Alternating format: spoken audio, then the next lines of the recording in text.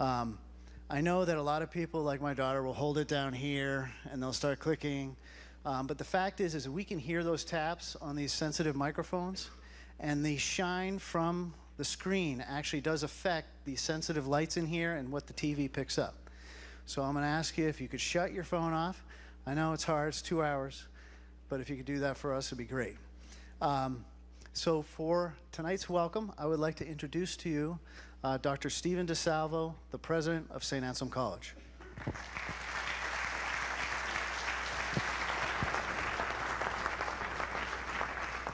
Thank you and welcome to St. Anselm College. Many of you have been here before for some of our Politics and Eggs events and speaker series. Tonight is an extraordinary night. I had an opportunity to meet the candidates earlier. They're excited to be here. We want to hear what they have to say. And so I want to thank the union leader and our media sponsors for being here tonight and helping us put on this wonderful event. I also want to take this opportunity to publicly thank Neil Levesque and his team for an outstanding job behind the scenes putting together all of the logistics for this event. So thank you, Neil.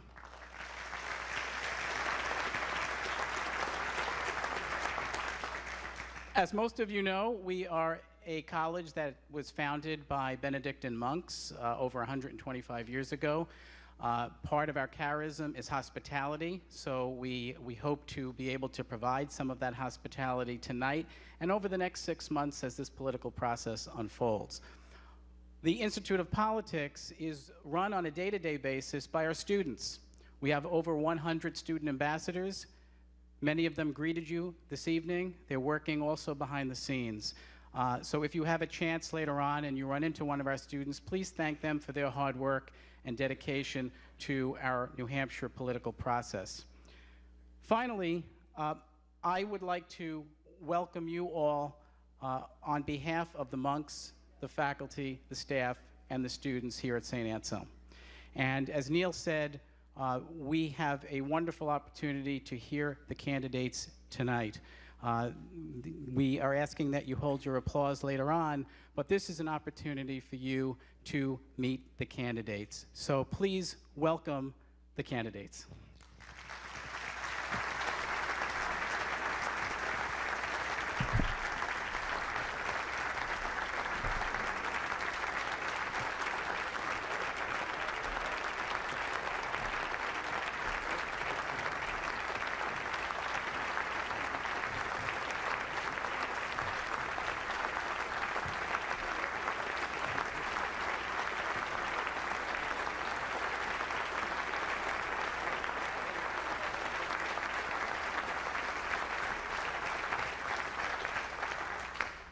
I would now invite two of our students to join us for the Pledge of Allegiance, Leah Stagnone and Brian O'Connor.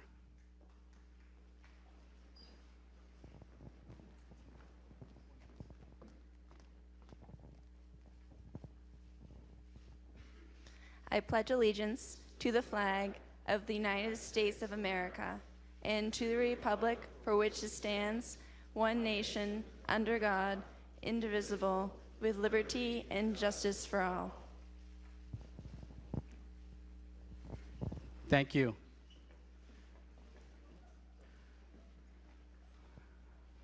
As many of you know, we have hosted a series of events called Politics and Eggs. Many of the folks behind me have had an opportunity to meet our students and members of the community during those events.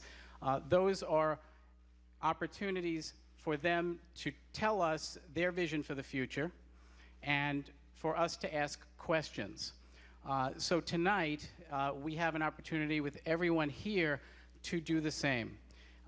But it'll be moderated. We will have an opportunity to hear the presentations. The format, as will be described, will allow them a chance to talk about their platform, but then they'll have an opportunity to come up again and give us a little bit more information and perhaps clarify some things that were said. So it's an interesting format. It's a forum. It's not a debate. We are very, very blessed to have everyone here tonight. We know it's a very busy week, and It may be a prelude to other things later in the week, but we know that this is important because as the first in the nation primary state, as Governor Sununu used to say, in Iowa they pick corn, in New Hampshire we pick presidents. This is an opportunity for our voters to hear from the candidates. And so we are just about ready to go live. When the cameras roll, we will be on C-SPAN and broadcast on many other networks, so we do ask that everyone please be quiet during the presentations and keep their cell phones off. So, with no further ado, I leave you the candidates. Thank you.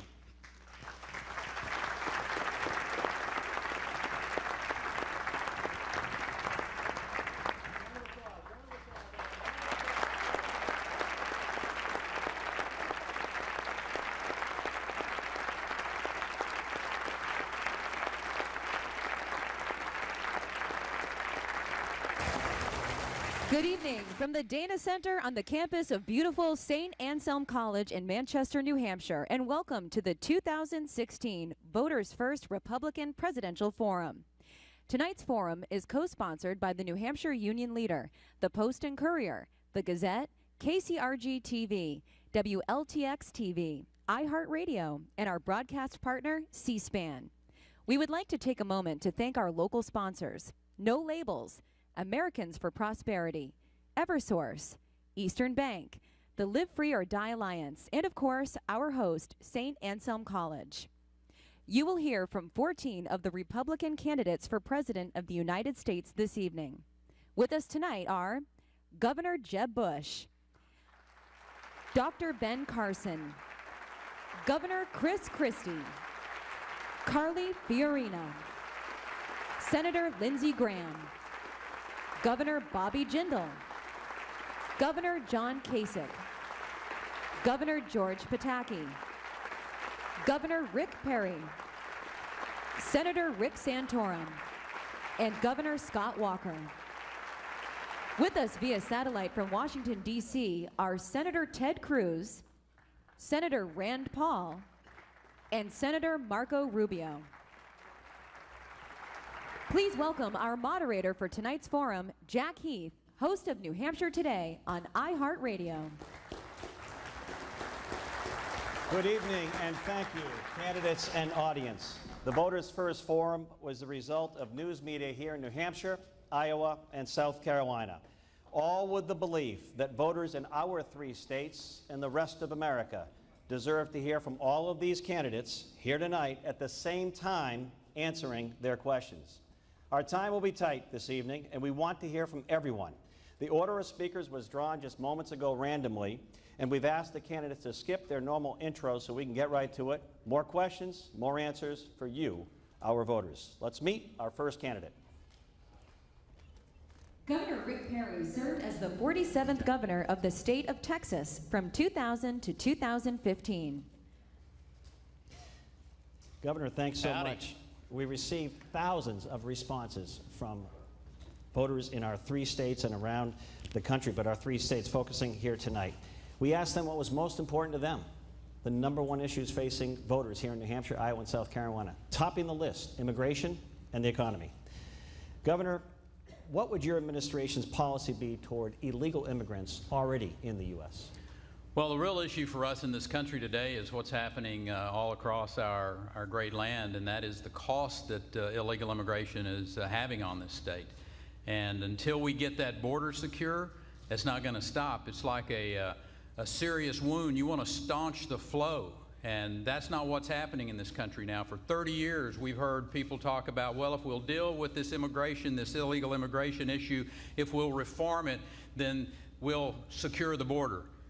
And now we're in plus 30 years of that.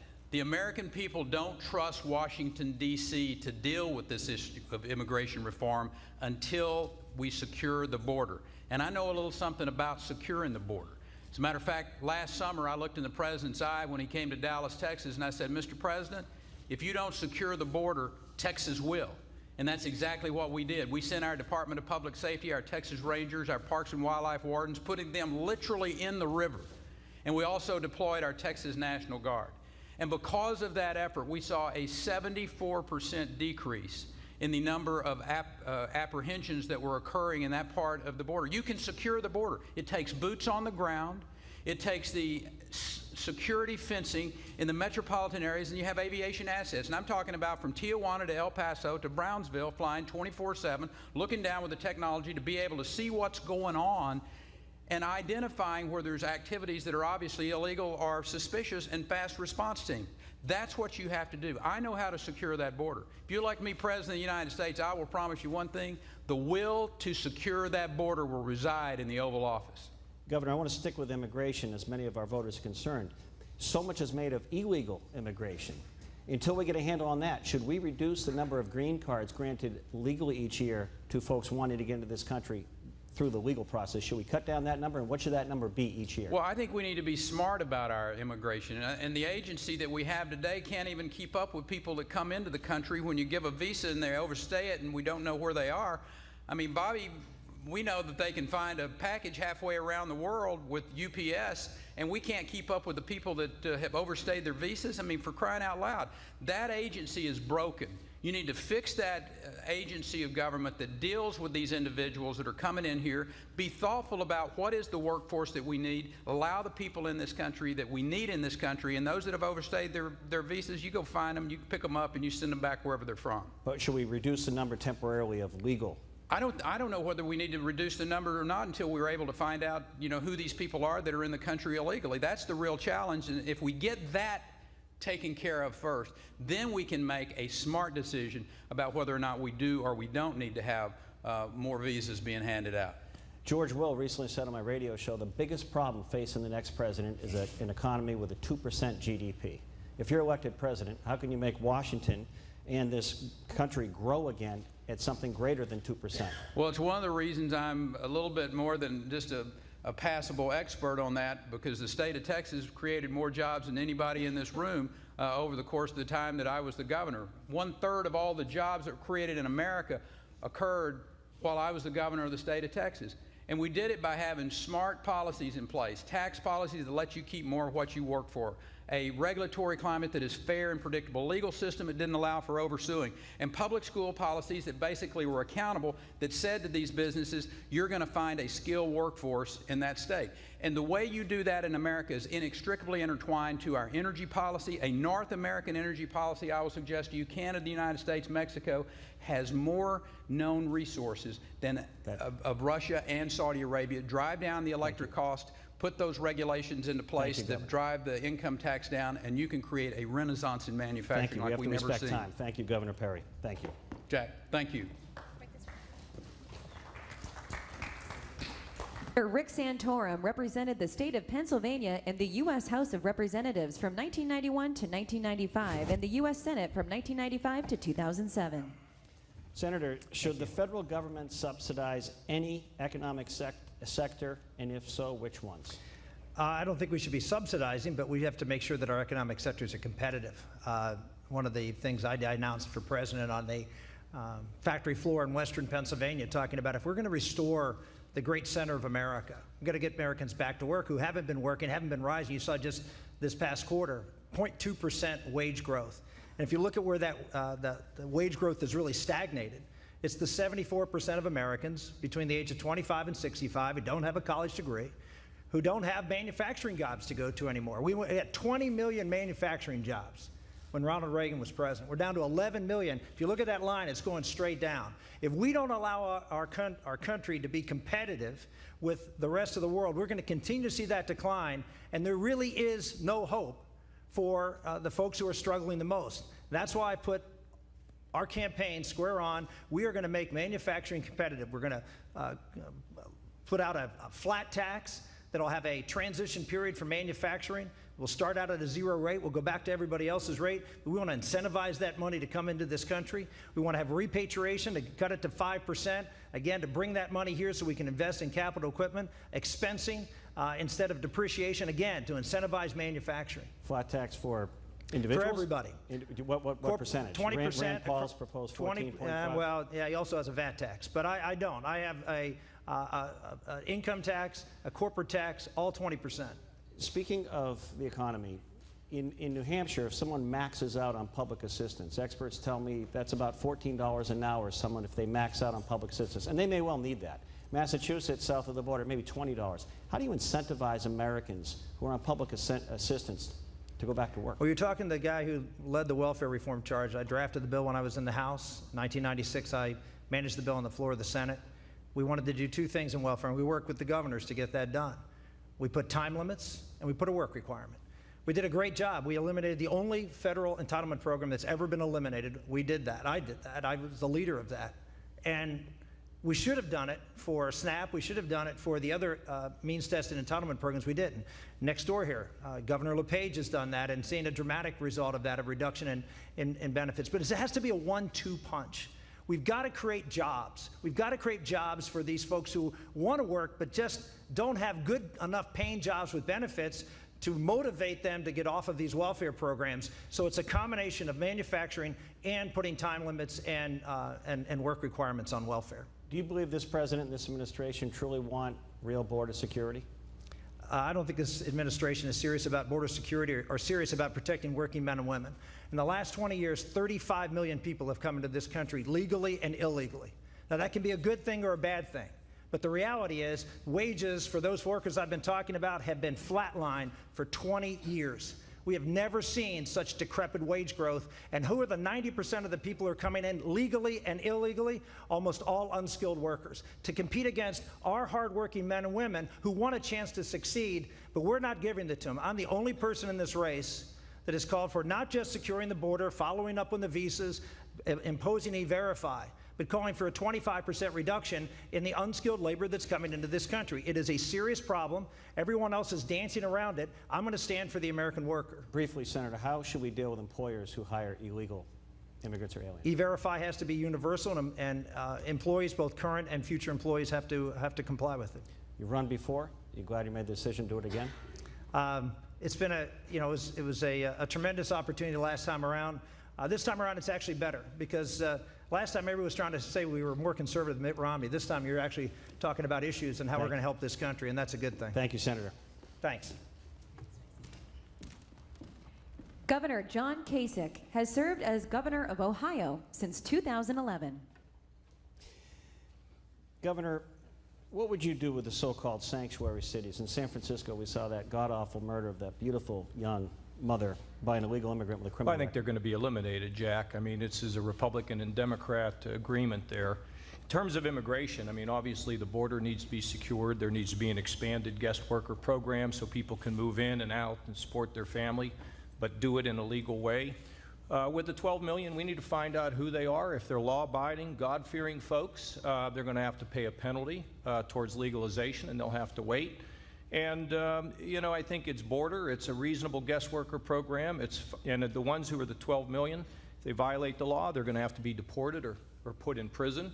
And I think at the same time, we clearly need to make sure that we can protect who gets in and out of this country. And once we put something into effect like that, anybody who comes in has got to be sent home. No one should be confused about it. Are you a fan of NAFTA? Has it been a net gain for the U.S.? You know, my problem with NAFTA is real simple, and that is if the American worker doesn't get protected, and here's what I mean by that. I have a friend that runs a steel company. He says that these foreign countries are dumping product in this country, destroying people's jobs. It takes us like 2 years to find out if they're cheating. You can't wait 2 years. Somebody's family's being destroyed, their jobs are being destroyed, it's pulling down communities. So, Jack, we need an expedited process. I'm basically a free trader, but I'm a fair trader. And if it makes sense, we'll go forward with it, but we've got to make sure that we have a mechanism in place to make sure that when people cheat, that we call them on it and we take action. You asked a question about the economy. If I could just speak on that for a second. You know, I was chairman of the Budget Committee when we balanced the federal budget. I was one of the chief architects, and our economy took off. You remember that in the late 90s and in the early 2000s, we were growing. Why? We cut taxes, we balanced budgets, it made sense. I became governor of Ohio. We were $8 billion in the hole. We cut taxes, we balanced budgets. We're now $2 billion in the black. We're up 350,000 jobs. Cutting taxes, balancing budgets is what works to drive economic growth. Your answer on your own there got to a question that Tim in Hollis, New Hampshire's asked, and that is balance in the budget. To paraphrase his question, he and his wife have to live with a budget in the household. and they don't understand why Washington is the antithesis and doesn't live with a budget. What faith can you give to them that if you're elected president, the budget was balanced once before, but now it hasn't happened? How is Washington going to live with the same fiscal discipline that households here in New Hampshire and apartments and condominiums have to live with every week between groceries and heating and kids and budget and mortgage? How do we get Washington to live within its means? Well, Jack, first of all, we need a balanced budget amendment to the Constitution, which I have been pushing since I was a very young man and been traveling the country trying to get that done, number one.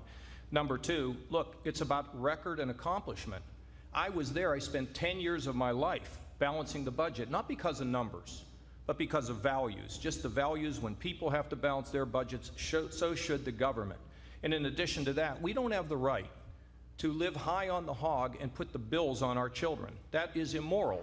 So I spent 10 years working at it. Frankly, we got it balanced with Senator Domenici and the Clinton administration. We got it done, and we can do it. We can do it again. It is politically challenging, but frankly, the effort to get there is not that complicated. I've written only about 16 budgets in my lifetime, including the one that took Ohio from $8 billion in the hole to $2 billion in the black. These things can be done, but they don't necessarily have to be done by killing programs or chopping programs. You make them work better. So that couple, I'm President of the United States. My #1 priority is to get us on a roadmap to a balanced federal budget to create jobs in America. Thank you, Governor. Thank you. Senator Lindsey Graham was elected to the U.S. House in 1994 and has served as a U.S. Senator since 2002. Senator, good evening. How do we maintain free trade that is fair trade? And what nations specifically are cheating us? Well, China is cheating. They manipulate their currency to create a discount for products made in China, and we don't do a damn thing about it. They're building islands over resource-rich territory owned by others because they can. They cyber attack us, steal our intellectual property, and nobody pushes back. If I'm president, we're going to push back against China. Here's my foreign policy, my trade policy: a clenched fist and an open hand. You choose. Speaking of China, certain nations have been accused of stealing and breaking into our databases in the government and business. If it's President Graham and you catch a country doing that, how can we stop it? What do you do? Well, one, you hit back. You make them pay a price. Most people do things they can get away with until it costs too much. In China, China cheats, they steal, but it's just not China. We've been walked all over. I'm tired of it. I want a clenched fist and an open hand. To Mr. Putin, if I'm President of the United States, you're going to have a different person to deal with. Why is he in the Ukraine today? Because when Obama drew a red line against Assad and didn't do anything about it, China thought, hey, this is a weak guy, let's grab all we can grab. In the Ukraine, he took what he wanted. The Iranians, they don't think that Obama's going to use military force at all. And how could you get John Kerry away from the negotiating table with a crowbar? So at the end of the day, our foreign policy is failing. We're not respected around the world. There are more terrorist organizations with more capability to strike our homeland than any time since 9/11. And to radical Islam, here's my policy: whatever it takes, as long as it takes to defeat you. You mentioned Vladimir Putin in the Ukraine. Should we be arming troops? We should do four things. Arm the Ukrainians so they can fight for their own freedom. We signed an agreement with the Ukraine in the 90s. If you'll give up your 2,400 nuclear weapons, excuse me, we'll guarantee your sovereignty. Who would do that in the future? Arm the Ukrainians so they can fight for their freedom. Take every bit of natural gas we can find in America in an environmentally sound way that we don't use and export it to Europe and undercut Putin's monopoly. Rebuild NATO after we rebuild our own military. Everybody talks about balancing the budget and spending money. We're on the road to becoming Greece. If you don't do what Judge Gregg says and fix the debt, reform Medicare and Social Security, all the money is going to go to pay those bills. When I was 21, my mom died. When I was 22, my dad died. We lived in the back of a liquor store. I'm 60 years old. Somebody in this country needs to do what Ronald Reagan and Tip O'Neill did: get us together. You know, I could give up some Social Security benefits today because I'm going to have a military retirement, a congressional retirement, a 401k plan. I would take less knowing that people need it more than I do. When I was 22, I needed every penny. I want to be president to restore a great nation, to put radical Islam in a box and to get us off the road to Greece. And that means we got to work together and do the big things, the hard things. Americans, and here in New Hampshire, are worried about lone wolf terrorists. We're worried about ISIS. We're worried about ISIS. Yeah. But the war tomorrow may already be here today. We have 500 satellites out there in space that control ATMs, GPS. If someone took out one of those satellites and cause chaos here in a city of the heartland, as President Graham, would you respond? Is that an act of war or not? I would respond. To me, that'd be an act of war. Here's the problem. As the threats to this country grow, we're disarming ourselves. I've never seen more threats, particularly in the cyber arena. So what is our response? To cut the military budget, to have the smallest army since 1940, the smallest Navy since 1915, to neuter the FBI, the CIA, and the NSA at a time we need them the most. The only way we're going to prevent an attack on this country is hit them before they come here. And as to Hillary Clinton, the last person in the world you want to send into the arena with the Russians is Hillary Clinton. As to the Clintons, I've been dealing with this crowd for 20 years. I'm fluent in Clinton speak. You want me to translate, Jack? When he says, Bill says, I didn't have sex with that woman, he did. When she says, I'll tell you about building the pipeline when I get to be president, means she won't. And when she tells us, trust me, you've got all the emails that you need, we haven't even scratched the surface. So I understand this crowd, and I can beat them, and if we can't beat them, it doesn't matter. Thank you, Senator. Governor Chris Christie has served as the governor of New Jersey since 2010. Thank you, Governor. Let me start, and I want to get to some questions that hit home here in New Hampshire. But first, as president, should a president ever sanction the payment for the release of an American citizen held captive by terrorists? No, and absolutely should not. We can't do that. We can't negotiate with terrorists. I understand this. I was a United States attorney for 7 years in New Jersey, fought against terrorism, appointed right before September 11th. We just encourage those folks by doing that. We can't do it. Governor, it may be the message. It may be that Republicans aren't great communicators like Democrats, but entitlement reform is a tough subject. We know that some of the most popular programs, Medicare, disability with Social Security, they're basically going insolvent or will be broke. They'll go under soon. To tell the Americans they have to give something up, a program they may like, and not want to give up or see cut, is a tough message. How do you win an election for president and tell the truth on entitlement reform? First off, you have to have a concrete plan. You can't just speak in generalities and vague generalities to folks. 71% of federal spending right now is between entitlements and debt service. When the American people hear that, they understand that what we're doing is we're mortgaging away not only our children's future, but also killing those programs. So we need to tell them the truth. We need to tell them that we're living now much longer and much better quality of life. That's a blessing. So we need to increase the retirement age over a period of time. I've said 2 years over the next 25 years. We need to tell them that for those who are most fortunate, and I just heard Lindsay say this, we need to say to those folks, if you've done very well in this country, then we need you to not take a Social Security check. Those are things that Americans are willing to hear. The problem is us. We underestimate the American people. They've always risen to challenges, especially challenges that promise them a better future for their children and grandchildren. It's not the American people who are failing the entitlement system. It's the leaders of our country who are failing the American people by not telling them the truth. Governor, I want to ask you quickly, two groups very important to me. One is veterans in New Hampshire. We have one of the highest populations per capita of veterans in America. We do not have a full-time VA hospital. Should every state have a full-time VA hospital? No, what should happen in my view is that every veteran should be kept the promise that was given to them, which is they should be able to take their veterans card and go to any health care provider in any hospital in America and get treatment when they ask for it. They shouldn't have to wait on a VA line. If they want to go to a VA hospital, that's great, good for them. But if they want to go someplace else, we should keep that promise to our veterans. And we're not keeping that promise right now because of the incompetence of this administration. So let's get the VA to do what they need to do, which is to provide health care to our folks through the card to any health care provider, and let the American public step up to the plate like we want to honor our veterans by giving them the health care that they've been promised. The governor of New Hampshire, the mayor of the state's largest city, have called the heroin crisis now one of the biggest crises facing New Hampshire here. One of the folks working here tonight asked me pretty passionately if I would ask one of you this tonight. Her daughter recently passed away to a heroin overdose. She's now trying to do some good with it. She wants to know why there's not rehabilitation in prison, why there's not more help for these addicts versus just arresting them when they have to turn to prostitution or breaking into a family's member home or car just to get more money to support their habit. Why are we falling down on the heroin crisis? Listen, there should be, and there is in New Jersey. We're the first state in the country to say for first-time nonviolent drug offenders, no more prison. They're going to mandatory inpatient drug treatment because this is a disease, and the war on drugs has been a failure. Well-intentioned, but a failure. We're looking at this as a moral failing by people. Everyone makes mistakes. Everyone in this audience has made a mistake. There, but for the grace of God, go I, for those people who have been stricken with the disease of drug and alcohol addiction. And what we need to do is to reach out as a public and embrace those people and say, if you're not a violent offender, if you're not dealing drugs to our children, then we need to get you treatment rather than prison. And the fact is that this can happen to anyone. People think that this is somehow guided by socioeconomic or educational standards. It's not.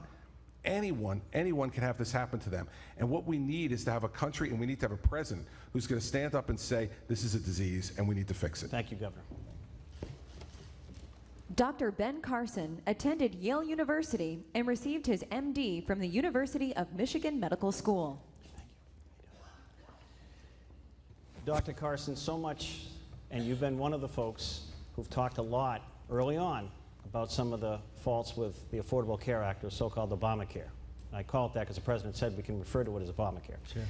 What the Republicans have criticized, what do you replace it with?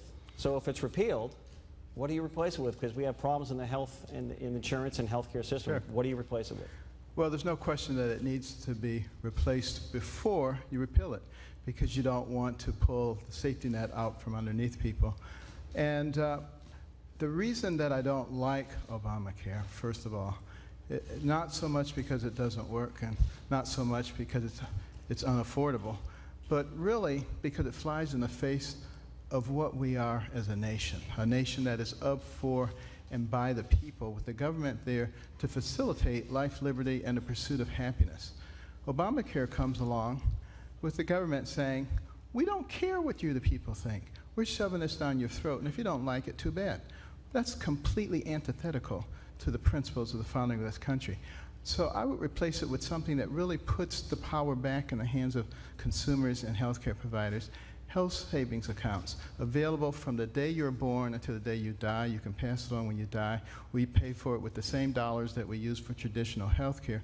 And you give people flexibility, the ability to actually move money within their family.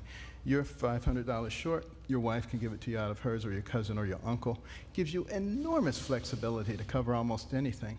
And then your catastrophic health care costs a lot less, because virtually nothing is coming out of it except for catastrophic health care.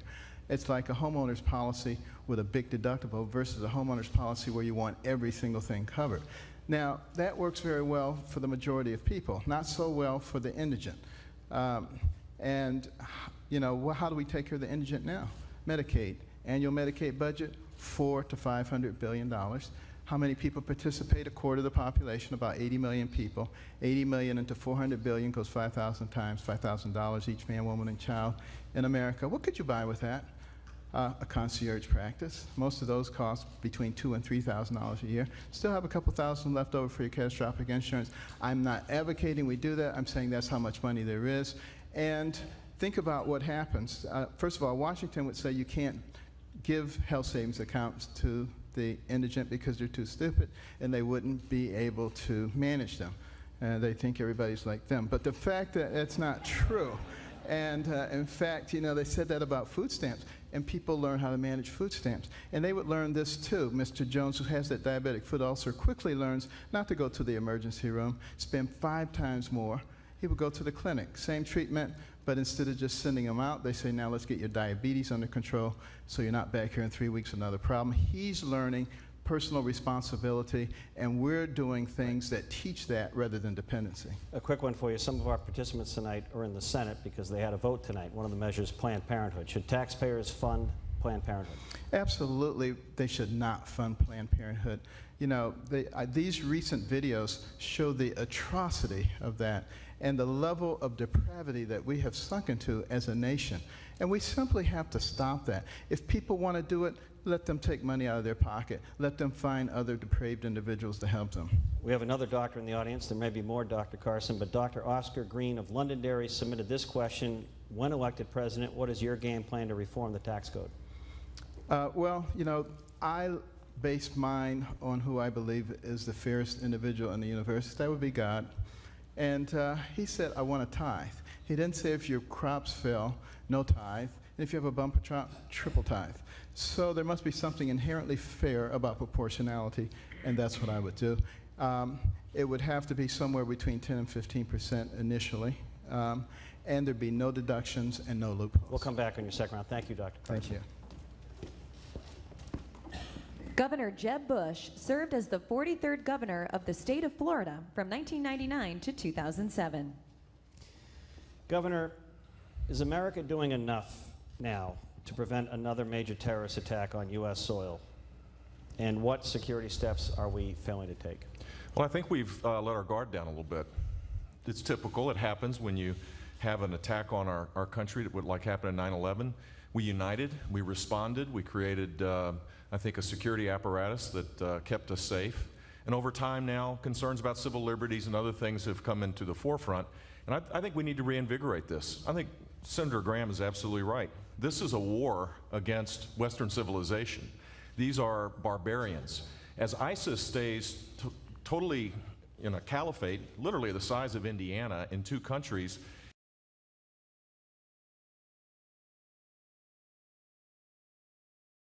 a day apparently to recruit people here in our own country. And so we have a security threat that is real, and that we need to do what we should be doing, which is a strategy to take them out. And protecting the homeland is the first duty of the President of the United States. Governor, President Obama recently referred to ISIS as the JV team. He did. I think arguably now we'd all agree they've graduated to a varsity threat. What would your plan be to defeat them? And if your generals told you that in a month or so, ground and air troops and special forces in Syria could significantly cut down ISIS strongholds, would you give the order? I would take the advice of the military very seriously.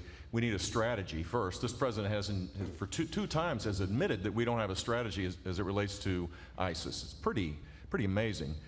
Yeah, I think we need special forces. The idea of boots on the ground, I'm not sure that's necessary, but special forces, embedding our troops and our trainers with the Syrian Free Army, training them at a much faster rate. We've spent $500 million to have 60 people ready to go. I mean, this is absurd. If this is a serious effort, then we need to treat it seriously. And so engaging in the world, creating alliances with our traditional Arab nations that see this threat directly, supporting it with air power and military power, and creating a strategy and sticking with it. The final thing I'd say is that there needs to be a political element of this as well. If the United States isn't trusted because no one has a sense that we're going to be around, then it's really hard to engage with the Turks, the Jordanians, the Emiratis, the Saudis. They're not going to make the commitment.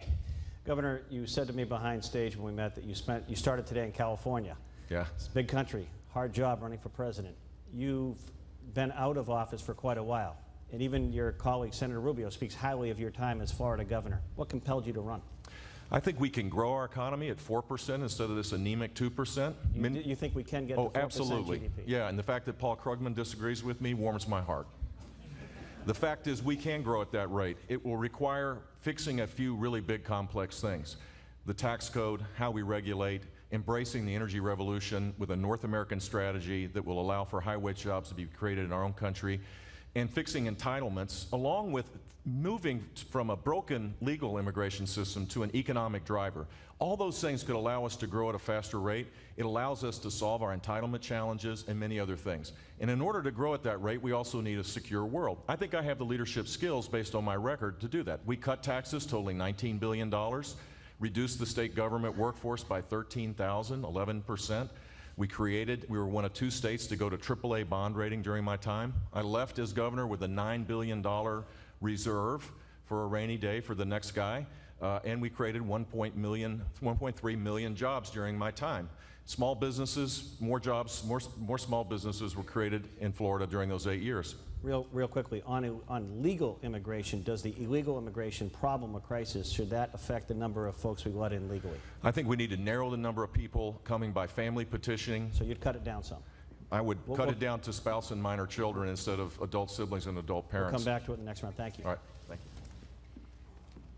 Carly Fiorina, the former CEO of Hewlett-Packard, was the first woman to lead a Fortune 50 business.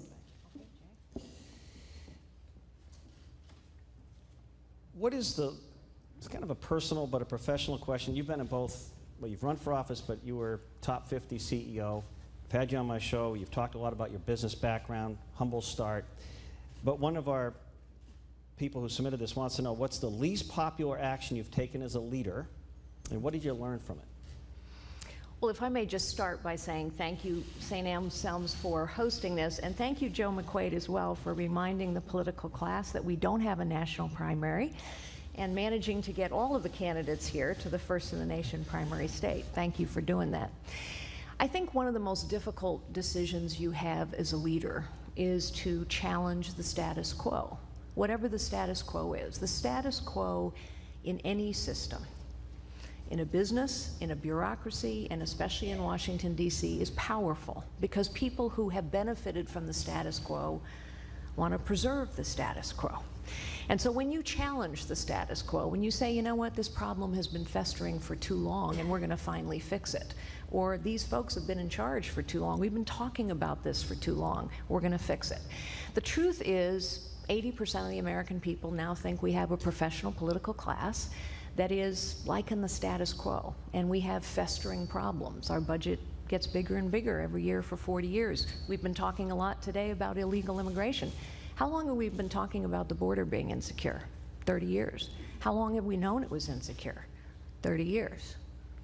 How long has it been insecure? 30 years. We talk a lot at election time, but somehow we never solve these festering problems. It's because the status quo is in charge. Leaders challenge the status quo. Least popular action you took, though, as a leader? I think the least popular actions are when you have to say to people, we can't afford to do this anymore. And Lord knows we need to do that in Washington, D.C. Can you win with that message? Of course. People understand. Honestly, our government has gotten bigger and bigger every year for almost 50 years. You have to invest in those things that are priority, securing the border, helping people who truly need help, and you need to quit spending money where you're wasting money. And we are wasting hundreds upon hundreds of millions of dollars every year. And by the way, we know where it is, because there are reports that come out every year. They land like a thud on Congress's desks, and literally nothing happens.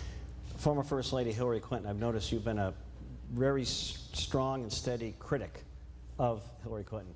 She's going to be testifying, I believe, coming up in a few months on Benghazi, maybe the emails. Do you think those are political inconveniences for the former First Lady, or are there bigger issues that the American people need to know about, and are there any potential illegal worries that you have on the email server or anything else? I think Hillary Clinton thinks they are political inconveniences. That's what she gives off. But they are far more than that. She lied about Benghazi. They knew it was a purposeful terrorist attack on the anniversary of 9/11. She went to the American people and talked some fiction about a videotape. She stood over the bodies of the fallen. She has as well lied about her servers and the kinds of information she had on her server and why she kept everything on a single device. These go to the core of her character. But here's the thing. In order to beat Hillary Clinton or whoever their nominee turns out to be, we have to have a nominee on our side who is going to throw every punch, because this is a fight. It's a fight for the future of this nation. It's a fight for the character of this nation. And unfortunately, we know that sometimes the right questions don't get asked in a presidential debate. Should Planned Parenthood receive federal taxpayer funding? Absolutely not. This is about the character, the moral character of our nation. It's not about whether you're pro-choice or pro-life. Just as taking care of people who need our care is part of the moral fiber of our nation as well. Thank you. Look forward to the next round. Thank you. Governor Bobby Jindal was elected to U.S. House of Representatives in 2004 and has served as governor of Louisiana since 2007. Governor Jindal, if you are the next American president, I think most people would agree you'd be coming into a very divided America on race relations, income relations, a lot of talk about who has how much and how much money and who doesn't and what you do about that. How can you unify this country? Jack, I'm so tired of this president and the left trying to divide us. You're exactly right. They try to divide us by gender, by race, by income, by geography. Look, we're all Americans. We're not hyphenated Americans. We're not African Americans or Asian Americans or rich Americans or poor Americans. We're all Americans. This president's done an awful job. The left likes us to see ourselves as victims. It benefits them politically. As president, I'm going to unify the American people and say, look, we all benefit when we grow the economy. We all benefit when we shrink the size of the federal government. This president's trying to turn the American dream into the European nightmare. He's trying to make us more dependent on government. Give Bernie Sanders credit. At least he's honest enough to call himself a socialist. Hillary Clinton, President Obama, they're no better. They're just not honest enough to call themselves socialists. So as president, I'll unite the American people. No more hyphenated Americans, no more divisions. I want to come back to balancing budget, making Washington work for us again. I think there's this feeling that almost everyone, regardless of their political affiliation, would agree that Washington is not working for America. In fact, it may be working against us. You have a good story to tell. We have a few other governors here have a good story to tell, balancing the budgets, cutting the deficit, growing jobs. How do we believe that you can actually go to Washington if elected and change the culture of Washington to actually balancing budgets and making the American people feel good about our government again? Jack, that's a great question. Two things. One, we've got a lot of talkers, we need to do it.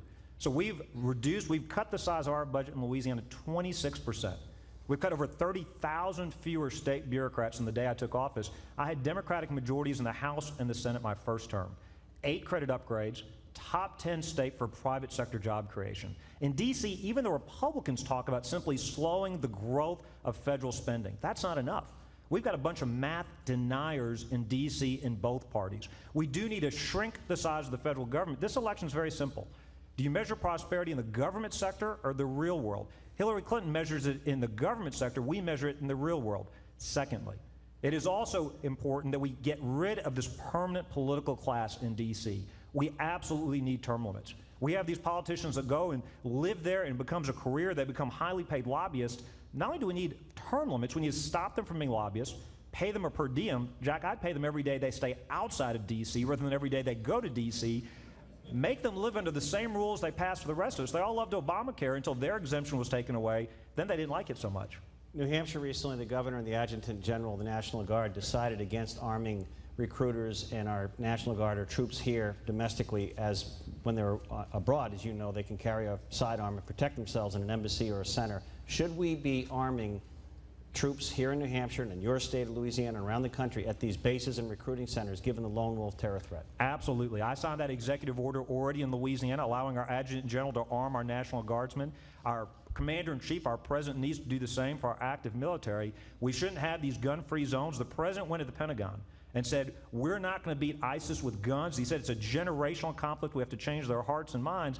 Jack, I'm glad that that police officer in Texas had a gun in Garland, Texas. If General Patton Eisenhower had said World War II was going to be a propaganda war, the French would be speaking German. Absolutely, let's arm our military. Briefly, I'd like to take the president at his word with the Iranian deal that it's the only way to stop Iran from getting a bomb. Do you agree or disagree, and what would your plan or deal with Iran be? Absolutely disagree. This is a bad deal. He has declared war on trans fats and a ceasefire with the largest state-sanctioned sponsor of terrorism. Look, a good deal would say anytime, anywhere inspections, would say no centrifuges, no enriched uranium, would say they have to cut off ties to Hamas, Hezbollah, and terrorist groups. They have to recognize Israel's right to exist. They have to free those American prisoners. We will only, and no plutonium pathway, we will only gradually lift sanctions, not immediately. Syria loves it. Israel hates the deal. That tells you all you need to know when our friends hate it and our enemies love it. Thank you, Governor. Governor Scott Walker has served as the 45th governor of the state of Wisconsin since 2011. Governor, thanks for being with us. Is climate change related to human activity, and what steps, if any, should America be taking to address climate change? And I'd like you to comment to the president's proposal today. I believe, I've been a little bit busy today, to cut carbon emissions 25%. Is that realistic? Well, first off, it's not the clean power plant, it's the costly power plant. It would be like a buzzsaw to the nation's economy. The states like mine and many of the other governors here would be devastated by that. You know, I'm an Eagle Scout. We were taught a long time ago, your campsite should be cleaner when you leave than when you find it. So I want to balance a sustainable environment with a sustainable economy. But the two have to go hand in hand. I want clean air, clean land, clean water. But I want an economy that my children and grandchildren someday can grow in as well. And so the two have to go hand in hand. This proposal today, like I said, is a buzzsaw to the nation's economy. And we need a leader in the White House who's going to actually recognize that balance. It wasn't long ago when Congress looked at cutting the budget. I think they balked, and sequestration came about. What, if you were elected president, how could you lead and work with Congress, both sides of the aisle, to really cut spending and try to be specific on some areas in that budget that you think could and need to be cut? Well, I'm all for a balanced budget. I inherited a $3.6 billion budget deficit. We fixed it. In fact, we fixed it and still reduced taxes by some $2 billion. We reduced them on individuals, cut rates, reduced one of the brackets, actually did it on job creators and farmers and manufacturers and others out there. And then we actually lowered property taxes. In fact, property taxes in my state are lower today than they were 4 years ago. So I know how to balance a budget. Something I've done in the past. I think it's a combination of things. It can't just be through cuts and austerity. It's got to be through growth and reform. By growth, we laid out a multi-pronged plan to once and for all repeal Obamacare and put patients and families back in charge of their health care, to rein in the sort of things we just talked about, the out-of-control regulations from the federal government that are like a wet blanket on the nation's economy, to put in place an all-of-the-above energy policy that allows us to use the abundance of what God has given us here, to make sure that everyone gets the education and skills they need to succeed, and then to reform and lower the tax rates in this country. I think that'll help growth. And then on the other side, on specifics, on reductions, I think a big part of reform is taking major portions of the federal government, being it Medicaid, transportation, education, natural resources, and others, and take them from Washington, send them back to states. Governors of both parties are much better at being more effective, more efficient, and more accountable in managing those programs. Your path in Wisconsin as governor, you've survived a recall. You've got a good story like some of these other governors on balancing the budget. I think you have a surplus. How much now? We went from $3.6 billion in all. We started with $1 billion. We used it to cut taxes by about $500 million, and we got another budget that will end up over the next 2 periods with a cash balance again. In fact, our rainy day fund's 165 times bigger than we first took office. But in the process, you've nationally been known as someone who took on the unions. Are you anti-union or anti-worker? No, I'm pro-worker and pro-taxpayer. We gave workers the freedom to choose. We made Wisconsin a right-to-work state. We gave workers the freedom to choose whether they want to be in a labor union or not. Many chose to keep that money that they used to pay for union dues to pay for their kids' college education or other things on behalf of their family. We're pro-taxpayer. Before, all the power was concentrated in the hands of the elite union bosses. We instead redistributed that back to the hardworking taxpayers and the people they duly elect. So, for example, in our schools, we no longer have seniority or tenure. We can hire and fire based on merit. We can pay based on performance. That means we can put the best and the brightest in our classrooms. And 4 years later, graduation rates are up. Third grade reading scores are up. ACT scores are now second best in the country. If it can work in a blue state like Wisconsin, it wasn't too late for Wisconsin. It's not too late for America. Biggest challenge since you've been governor that you feel you were successful on? Well, without a doubt, taking on that initial challenge with the budget deficit and doing it in a way that really focused on reform and growth, not just on austerity. If I had just been about cuts across the board, I probably would have been recalled. But instead, I focused on reform and growth, and that made all the difference. Thank you, Governor. Thank you. Governor George Pataki served as the 53rd governor of the state of New York from 1995 to 2006. As you get seated, Governor, this question comes from the Live Free or Die Alliance here in New Hampshire. What federal government agencies do you think should be eliminated? Well, let me start very briefly by saying we should get rid of Obamacare. We should get rid of Common Core. And we should reduce the size of the federal workforce by at least 15%. Now, people are going to say, how can you do that? I was governor in New York 3 terms. I had an overwhelmingly Democratic state legislature. I was able to get changes like that through. I reduced the size of the New York State workforce by over 15%. We reformed entitlements, cut the growth in Medicaid.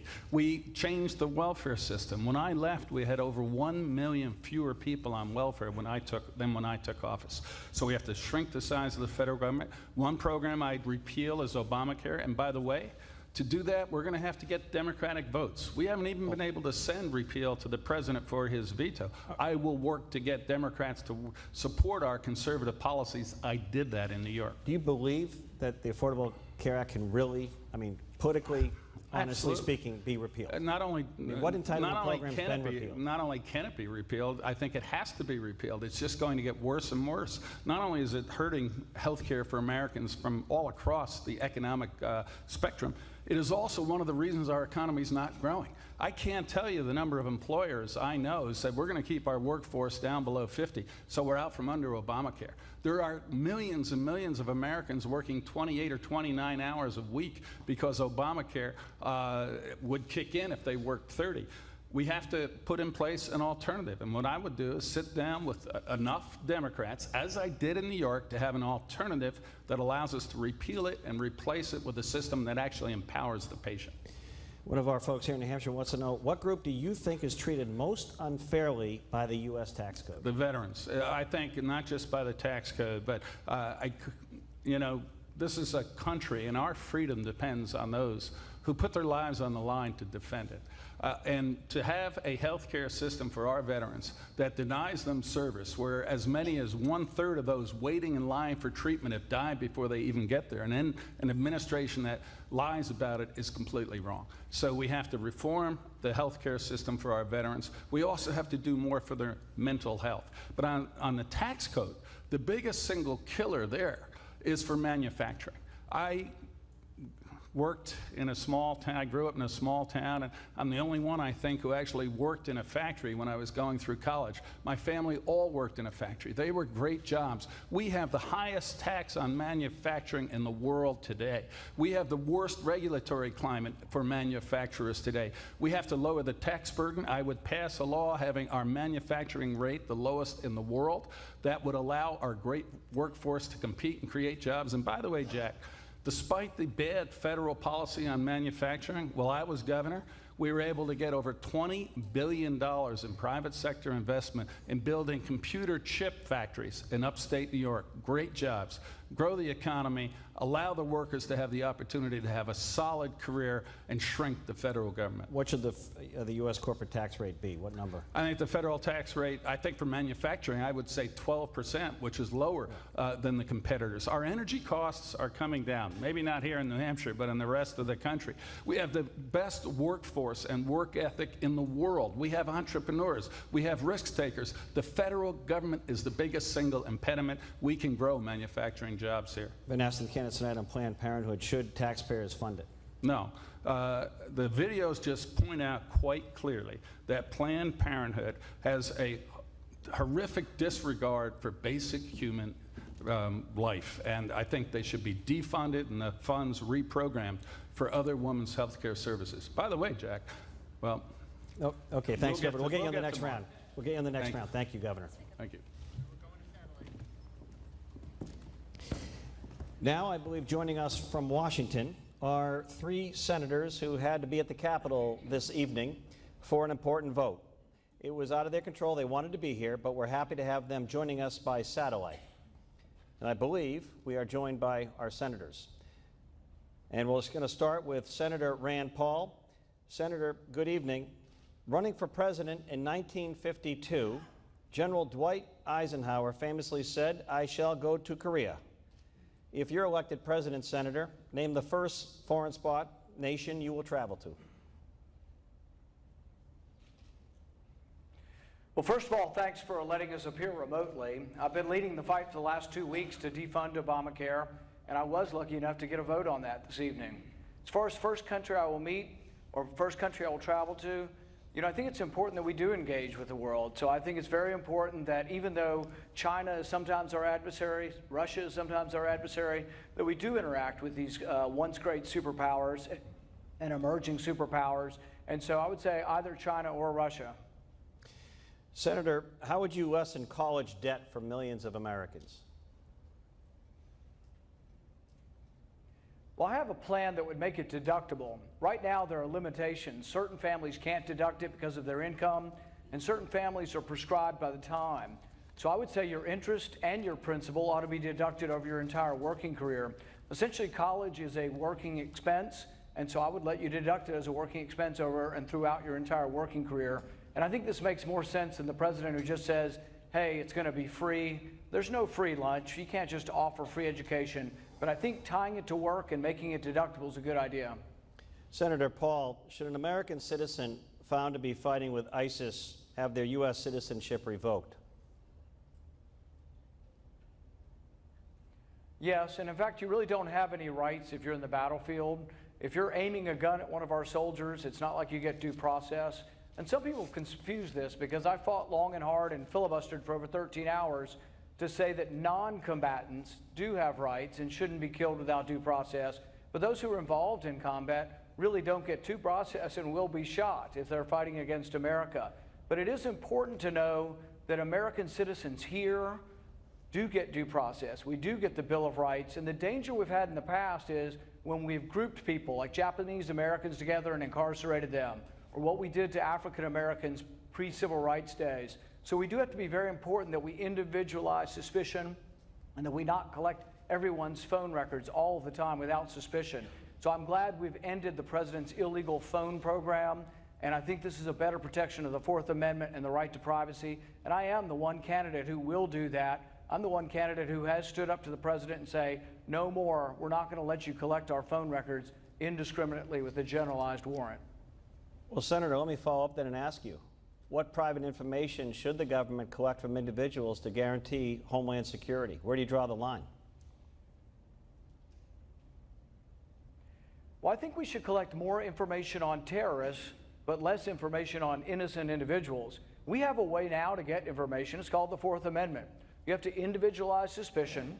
And actually, most of the times we've been attacked, we actually have had tips, and we just didn't follow through on them. The 17th or the 19th hijacker, Moussaoui, we had information and we failed to get a warrant. It wasn't that a warrant was denied. The Boston bomber, we had information, we failed to pursue it. Same way with Fort Hood massacre, had information and failed to pursue it. I think we can catch terrorists if we get more information on terrorists, but there's no evidence. There's 3 bipartisan commissions that say, you know what? The information we're capturing indiscriminately on all Americans hadn't caught any terrorists. It hasn't made us safer, but it has damaged our Bill of Rights, and it has damaged our right to privacy. Senator Paul, but are you concerned that it might take some time in a terrorist situation with ICE or police or federal agents to stop a bomb going off if you have to get that warrant? There are always imminent circumstances in which things can happen. In someone screaming from a building, you don't stop to get a warrant. It's the same way with the bomb. So there have always been exigent circumstances. But for the most part, you do need to get a warrant. And the real question we've had is about collecting all Americans' phone records all the time. Is that a good idea, or is that a breach of our Fourth Amendment right to privacy? I think most of America agrees with me that the president went too far. This is a president who investigated Tea Party groups, has used the IRS to go after conservative groups. So I think it's really not a good idea to trust this president with our records. I'm glad that I stood up on principle and stood for 10.5 hours on the Senate floor to say enough's enough. The president shouldn't be collecting all these records. We can catch terrorists, but do it in a targeted fashion and do more collection of information on terrorists, just less on innocent Americans. Thank you, Senator. My next question is for a colleague on your left or right, Senator Ted Cruz. Arthur Schwartz here in Manchester is in the audience tonight. He wonders what your deal with Iran would look like. Well, Jack, thank you very much. Thank you for allowing us to be here via satellite. We had to be here to vote to defund Planned Parenthood, and I hope very much that we see Republican leadership actually lead the fight to get it done and we stop funding Planned Parenthood. But let me answer the question you asked because it's a very important one. I believe this Obama-Iranian nuclear deal is the single gravest national security threat facing America. It is a catastrophic deal. If this deal goes through, several things will happen. First of all, roughly $100 billion, over $100 billion, will flow into Iran. Iran is the world's leading state sponsor of terrorism. That money, in turn, billions of it will go on to Hamas, to Hezbollah, to the Houthis. You know, it's very interesting. I pointed out a couple of weeks ago that if this deal goes through, that the Obama administration will become the world's leading global financier of radical Islamic terrorism. In response, just last week, President Obama attacked me from Africa for saying that. He said that rhetoric was overheated. Well, let me tell you, Jack, speaking the truth is not rhetoric. The truth is, if this administration, if President Obama and Hillary Clinton and John Kerry are responsible for sending billions of dollars to Iran, and that Iran goes, those billions go to jihadists who use that money to murder Americans, to murder Israelis, to murder Europeans, then the administration is responsible. Beyond that, this deal leaves 4 American hostages languishing in Iran. We've already seen one president in the 1970s who abandoned our hostages in Iran. We shouldn't see another. And this deal accelerates Iran acquiring nuclear weapons. What should we do? I've already introduced legislation in the Senate that would reimpose sanctions, that would strengthen them, and that would lay out a clear path, a sensible path for Iran to lift sanctions, that they would disassemble all 19,000 centrifuges. They would hand over their enriched uranium. They would shut down their ICBM program, which exists for one purpose, and that is to carry a nuclear weapon to the United States of America, and they would cease being the world's leading state sponsor of terrorism. Over the next 60 days, I'm going to do everything I can to mobilize and energize the American people against this catastrophic deal, because I think it is a profound threat to the safety and security of America, and we need a commander-in-chief that will defend this nation. Senator Tom Boucher of Bedford, New Hampshire is in the audience. He asked, tell us about a time when your judgment has been tested in crisis and what you want us to appreciate about your judgment. Well, you know, I'll tell you, serving in the United States Senate is an interesting experience. I have spoken a lot about what I call the Washington cartel. What is the Washington cartel? It's career politicians in both parties who get in bed with lobbyists, they get in bed with special interests, and they grow and grow and grow government. You know, the American people are frustrated. They're frustrated because we keep winning elections. In 2010, we won the House. In 2014, we won the Senate, and we don't have leaders who follow their commitments. And I'll tell you the sad reality. My time in the Senate, what I've tried to do more than anything else is two things: tell the truth and do what I said I would do. Stand against the Washington cartel and stand for the 27 million Texans I was elected to represent. Now, when you do that, they beat the living daylights out of you. They smack you in the press. They come after you on every front. When you stand against the cartel, Democrats attack you, the mainstream media attacks you, Republicans attack you. But the only way we're going to turn this country around, stop the spending that's bankrupting our kids and grandkids, stop the abuse on our Constitution, the abuse on our liberties, is with a leader with a demonstrated history of standing up to the Washington cartel. It's not easy. But, you know, Jack, we've seen it before. We saw it in 1980. Ronald Reagan, the Reagan Revolution, with the American people at his back, stood up to the Washington cartel and turned the country around. That's what I've tried to do every day. It's what I intend to continue doing, and it's what I will do if I'm elected president. Thank you, Senator Cruz. We'll see you in New Hampshire soon, I'm sure.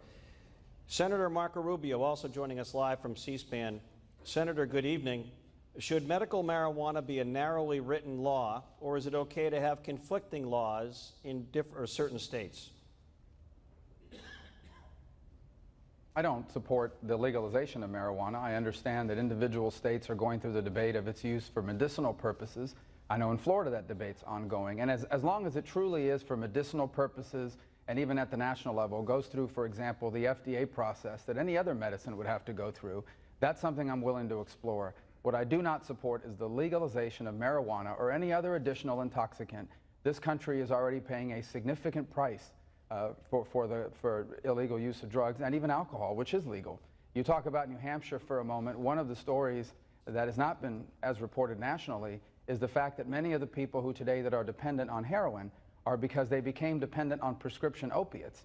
And when it became difficult to acquire those prescription opiates through the pharmacy system, they unfortunately became hooked on opium and heroin in the streets as a result of it. And so I'm not in support of any additional intoxicants being legalized, something like marijuana. For medicinal purposes, if it underwent an FDA process and it was truly designed to be used as medicine, not as a way to get high, you know, that's something I would be willing to explore.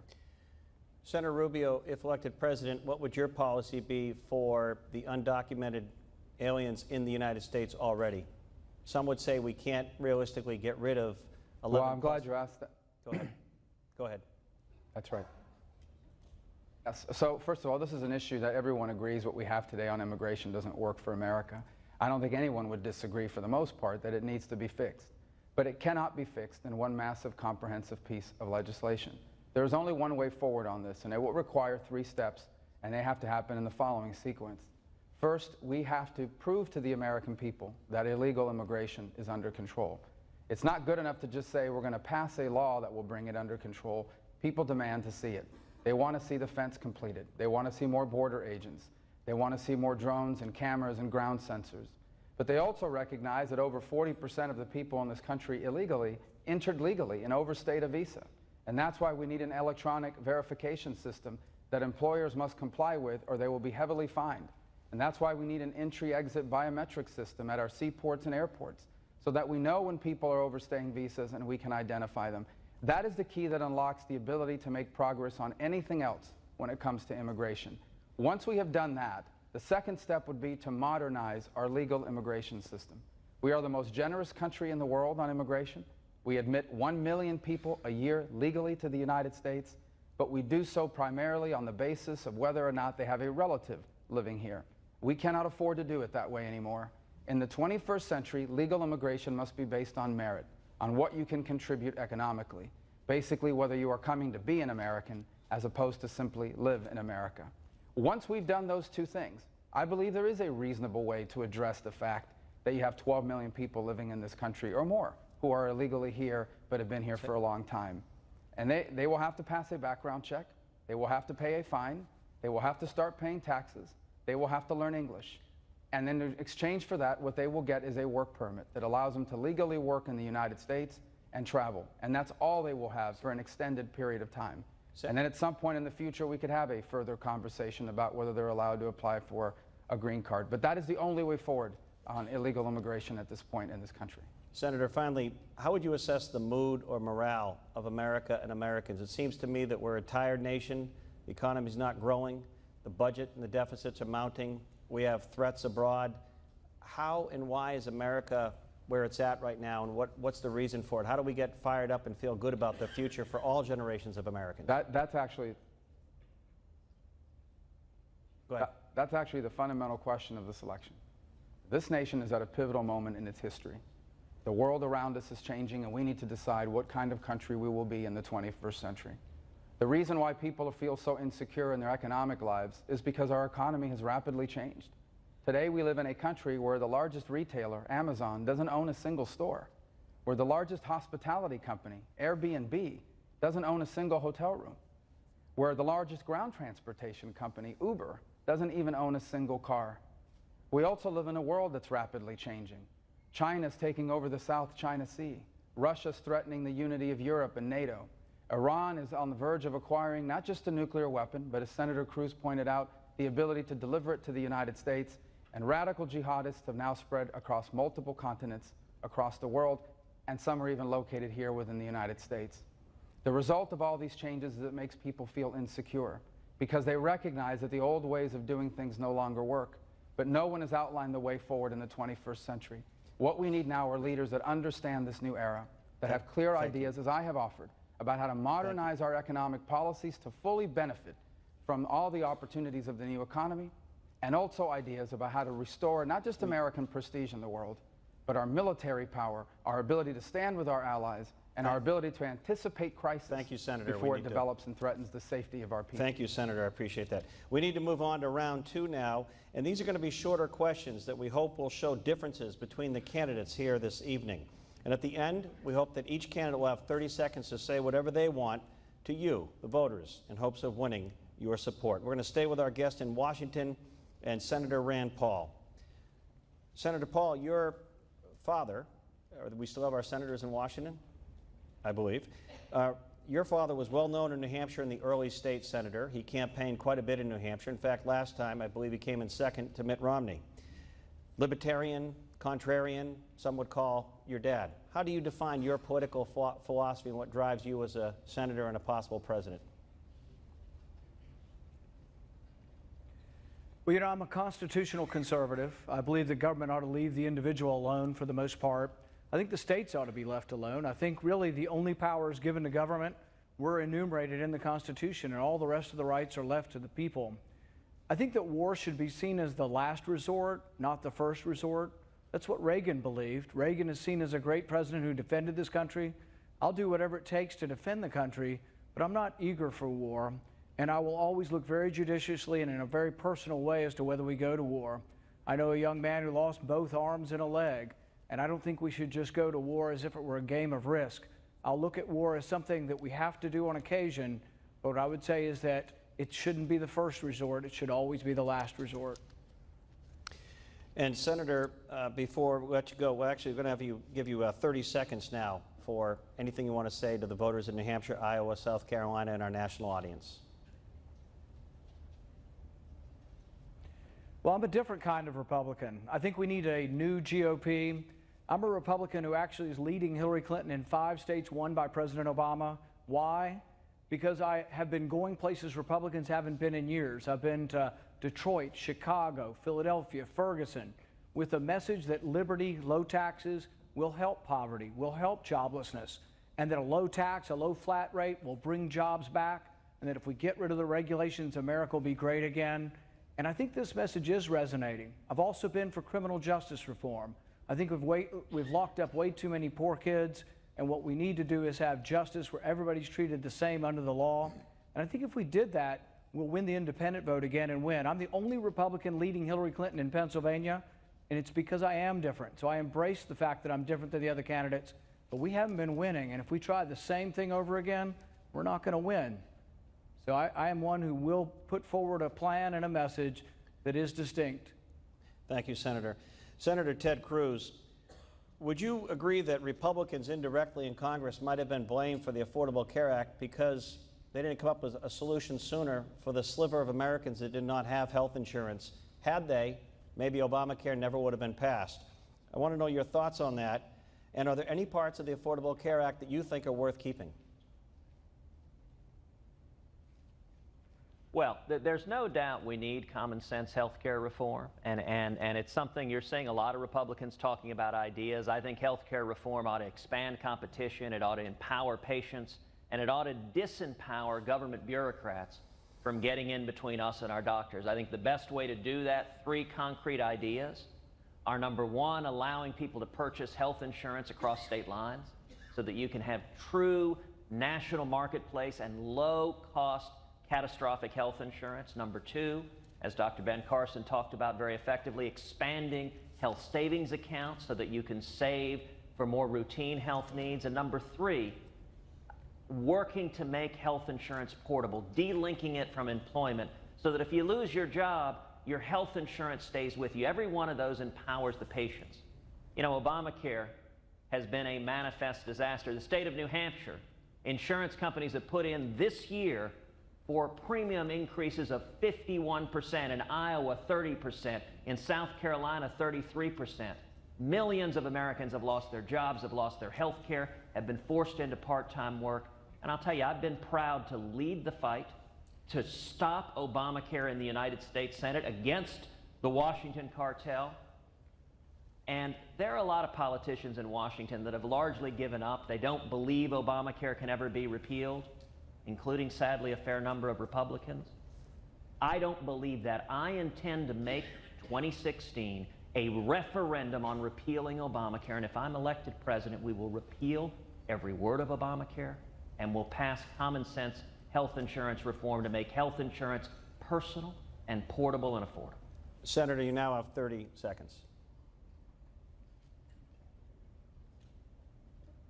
58 years ago, my father fled Cuba. When he was standing on the deck of that ferry boat, looking back at imprisonment and torture in Cuba, he looked forward to the promise of America, to the incredible freedom that this nation provides. His story is all of our stories, all of us. The fundamental DNA of what it means to be an American is we are the children of those who risked everything for freedom.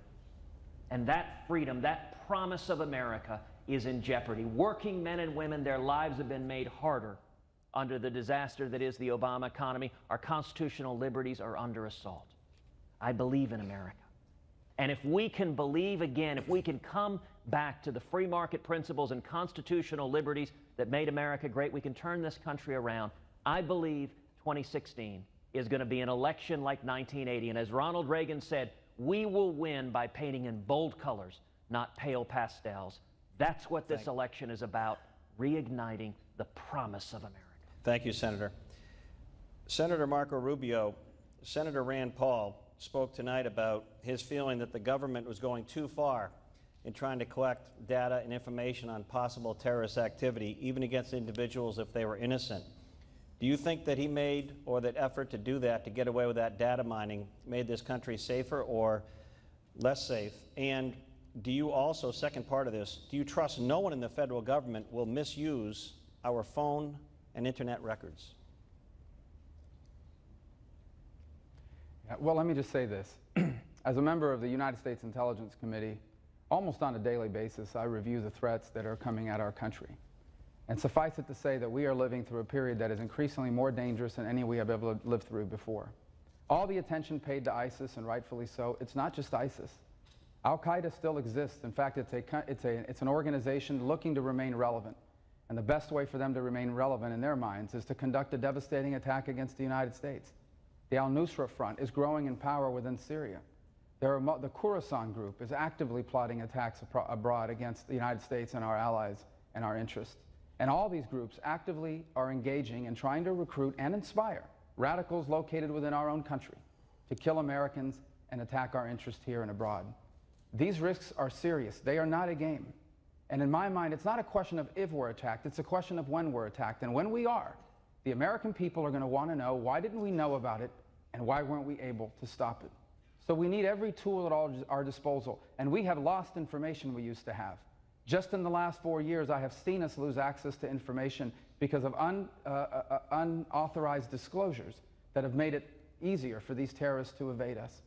Do I believe that someone in the government could potentially violate this one day and use this information for wrongful purposes?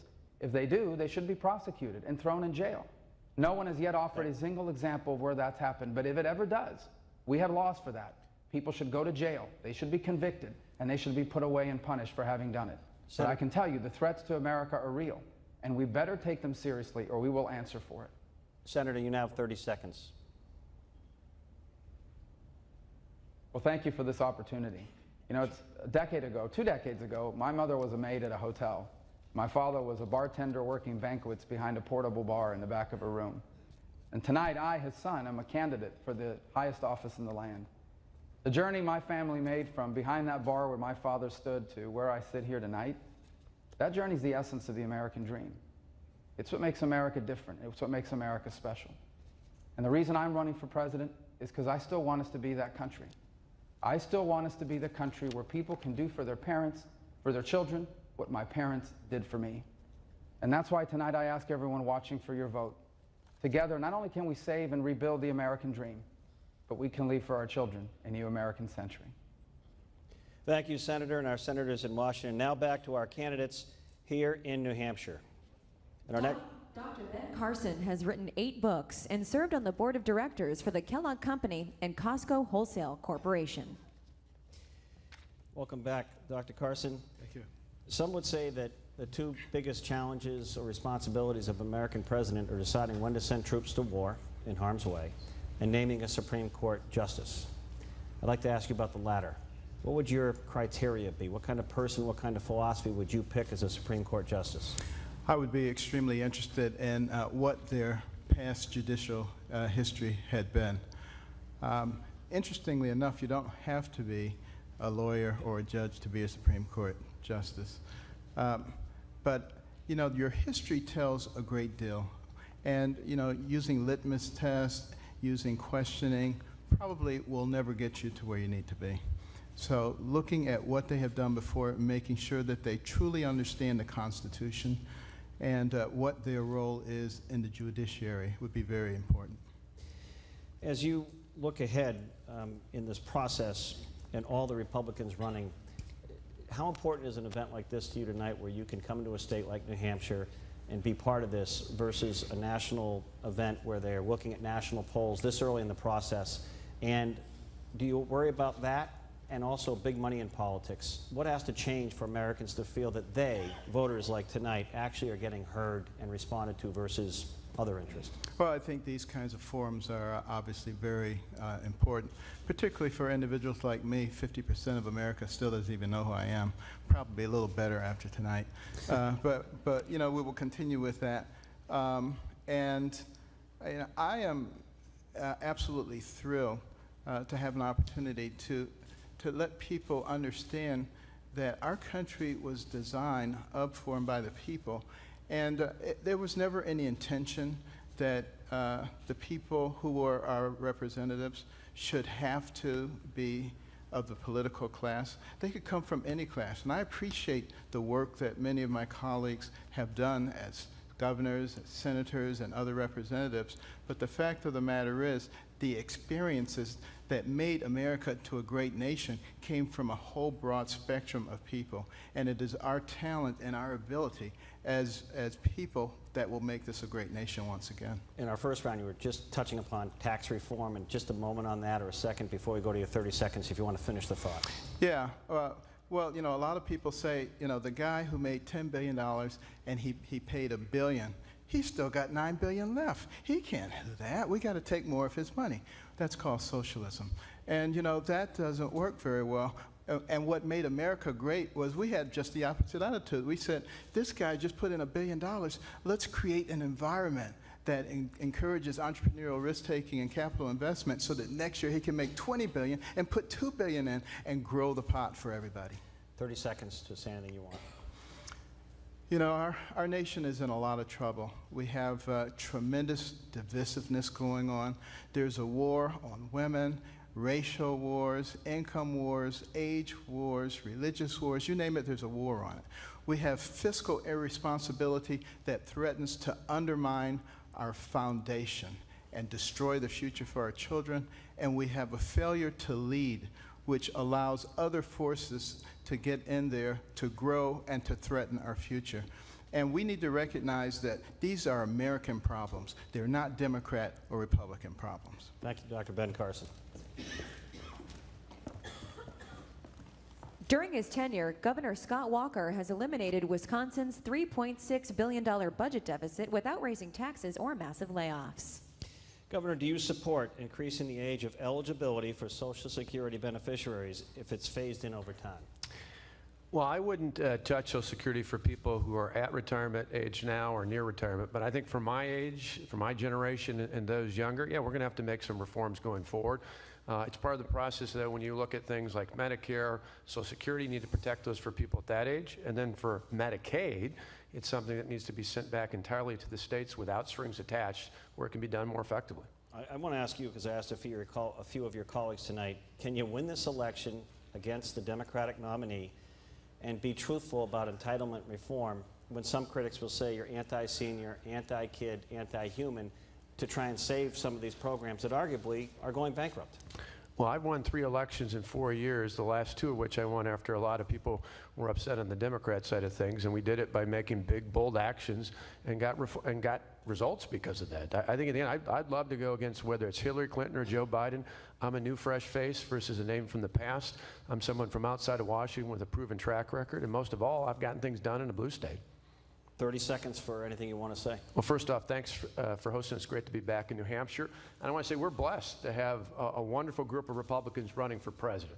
Sometimes people ask me what makes me different. Well, I've fought and I've won. I didn't just win 3 elections in 4 years in a blue state running for governor. We've actually won on the big issues. We balanced our budget, we cut taxes, we defunded Planned Parenthood long before these videos came out. And we did so, and we went forward in a way and took on the big government special interest and put the power back in the hands of the people. If we could do it in Wisconsin, it's not too late there, and it's certainly not too late for America. I ask for your vote. Thank you, Governor. Thanks, Jack. During Rick Perry's time as governor, Texas created almost 1/3 of all new private sector jobs in the United States. Governor Perry, in the past you've mentioned cutting federal agencies. We've talked a lot tonight about the debt, size of government not working for the rest of America. What specifically, what agencies would you either eliminate or cut? I've heard this question before. I thought you might go there. Might do it. Listen, I think it's really, when you look at the federal government, obviously when we talk about the size of it and the concept of being able to shrink the size of state government, if anybody gets up on the stage, whether it's any of these capable candidates here or anybody on the left that says there's any way to go forward in this country without cutting and without growing, those are the 2 things that we must do in this country. And we have to cut spending. And I know a little bit about cutting spending. We had a $10 billion budget shortfall in my home state in 2003, Jeb. And we went in there and we made those cuts. And we told people that we would do that because we realized that's exactly how you have to live your life. And that government has to learn to do that as well. And the states that have been successful governors have done that. And they've gone in and they made those cuts. We cut that $10 billion out of our budget. And then we cut our regulatory climate down. We made it fair. We made it predictable. We passed the most sweeping tort reform in the nation, Joe. And the result of that was health care that exploded across this state of Texas. And we had the access to health care. And 2 years later, we came back into session, because we only meet every other year for 140 days. We had an $8 billion budget surplus. That's what you can do in this country. I believe in this country, and I believe that if you put those principles into place, that the greatest days of America are in front of us. Governor Perry, I've heard several primaries that people want to run for president with good intentions. They say, we need to reform the tax code. It's too complicated. Can we really reform the American tax code for individuals? And we start with a corporate tax code. As you've heard here tonight, we got the highest corporate tax code in the Western world. There are two things to make that growth occur in this country like it's never happened before. As I said earlier, it is with American and North American energy policy. And I'm talking about all energy policy in this country and all domestic energy sources. We need to be using those, because you drive down the cost of electricity by this abundant power that we have. Couple that with this corporate tax. You lower the corporate tax policy or the corporate tax rate by 10%, and every accountant worth their salt will tell you that you'll see a mid-level wages increase between 5 and 10%. The other side of that is its incentive to manufacturers. We can bring back manufacturing in this country like we've never seen before. Blue-collar workers ought to be standing up and saying, Perry, I'm going to vote for you because you're going to raise my wages. And that's what this is all about. We're going to be going out and laying out a positive message for the people of this country, where that they see that the best days of America are in front of us, and it happens by using domestic energy and by creating a climate for manufacturing like we've never seen in this country before. Are you going to have an individual tax reform plan? And if so, just yeah, we'll lay it out, and it's obviously going to be one that, listen, you got to cut. You got to cut. I mean, whether it's cutting spending or cutting tax rates, that's part of it. And if you don't see the growth side of that with it, then you're just not paying attention. You have 30 seconds, Governor. Greatest days of America in front of us. I believe that with all my heart. I'm an incredible optimist about the future of this country. And I'm optimistic about this country because I understand it. I've seen what we've done before. I think about 1979, and this country was on its back. We had a president that was hollowing out our military. We had a president that put this country in malaise. We had our embassy that had already been taken over in Tehran. But 10 years later, we saw the Berlin Wall fall, and we saw Soviet communism on its way out, because we elected a president that believed in this country, that understand that when America's strong, the world is safer, and that is exactly what we're looking for again. We've made it through 2 world wars. We made it through a Great Depression. We made it through Jimmy Carter. We'll make it through Barack Obama. Trust me. Thank you, Governor. You're welcome.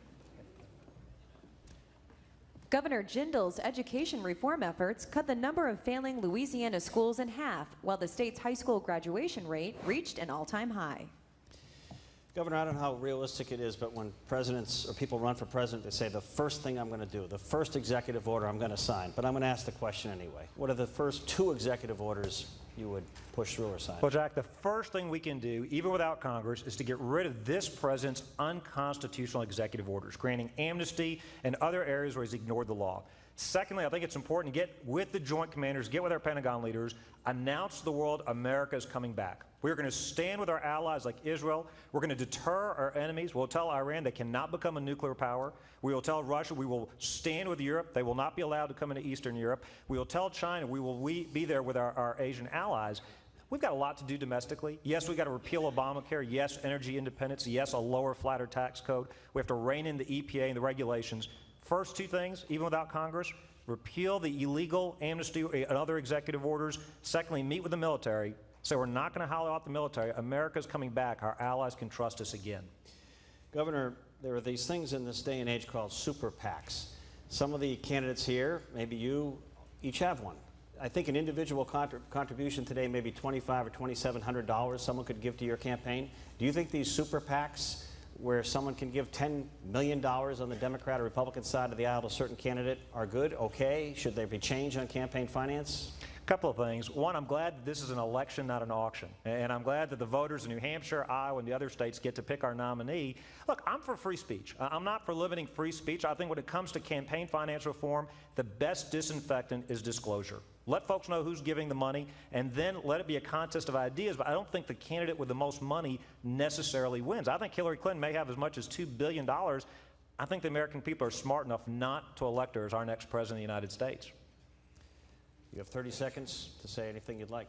Well, look, we thank you, first of all, for having us today. This is the most important election of our lifetimes. This is about the future of America getting off the path towards socialism. You've heard a lot of great talk tonight. The reality is we've got a great talker in the White House already. If talk was what we needed, we'd be on easy street. We need a doer, not a talker. We can't afford 4 more years of on-the-job training. I've got the backbone. I've got the experience. I've got the bandwidth to get us through this. I'm asking you not to join just my campaign. I'm asking you to join a cause. Let us believe in America again.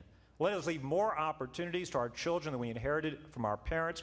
A lot of candidates running that are great talkers. We've had 7 years of a great talker. Let's elect a doer. God bless y'all and thank y'all very much. During his tenure in the Senate, Senator Graham led the charge to cut spending, reform entitlements, and get government out of the way of job creators. Senator Graham, John McCain was on my radio show, Senator McCain, on Friday, touting your foreign policy experience. And I think he said of all the candidates running, you may have the deepest experience. So well, when he's right, he's right. Well, let's put that. That's not always, but he was this time right. Let's put that to the test. Sure. And I won't even mention a candidate who's not here. Is there any scenario you think, seriously, if your generals and advisors were saying, maybe we should have gone earlier, it's going to take some air, special forces, ground troops, but if we go into some places in Syria, we can knock ISIS back.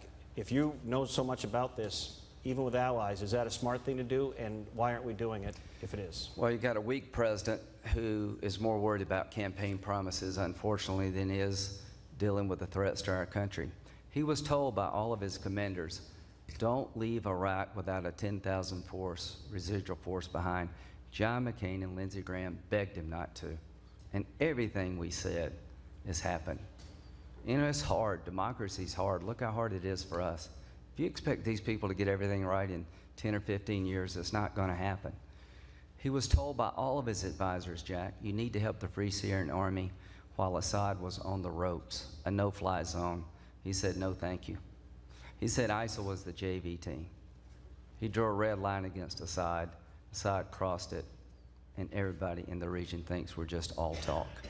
You're going to need more troops in Iraq. I've been to Iraq and Afghanistan 35 times. I humbly ask you to make me commander-in-chief of the finest fighting force on the planet, because they need somebody who knows what the hell they're doing. I've been on the ground 140 days as a reservist. You could see all this coming. I'm optimistic, but it will not be easy. We're going to have to go from 3,500 to at least 10,000 to get Iraq in a good spot. But if you don't deal with Syria, we're going to get hit here. It's the perfect platform to attack us. There is no ground component in Syria. We spent $500 million to train 60 people. I'd go to the Turks, to the Egyptians, to the Jordanians.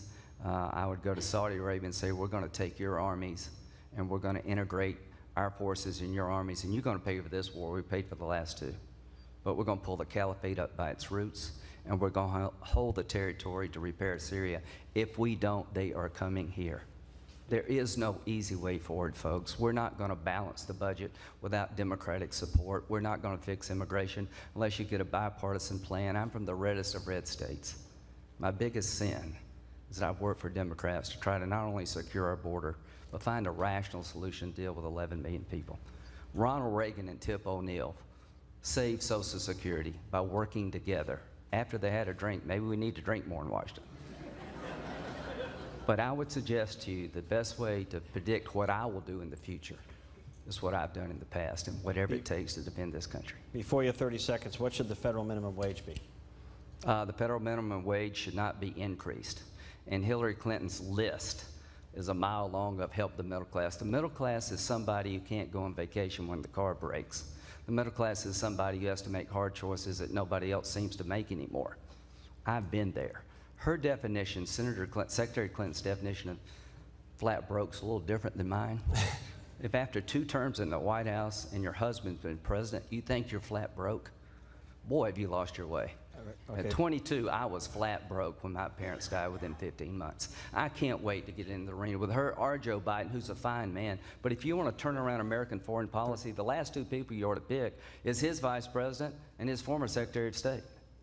Real quickly, 30 seconds, Senator.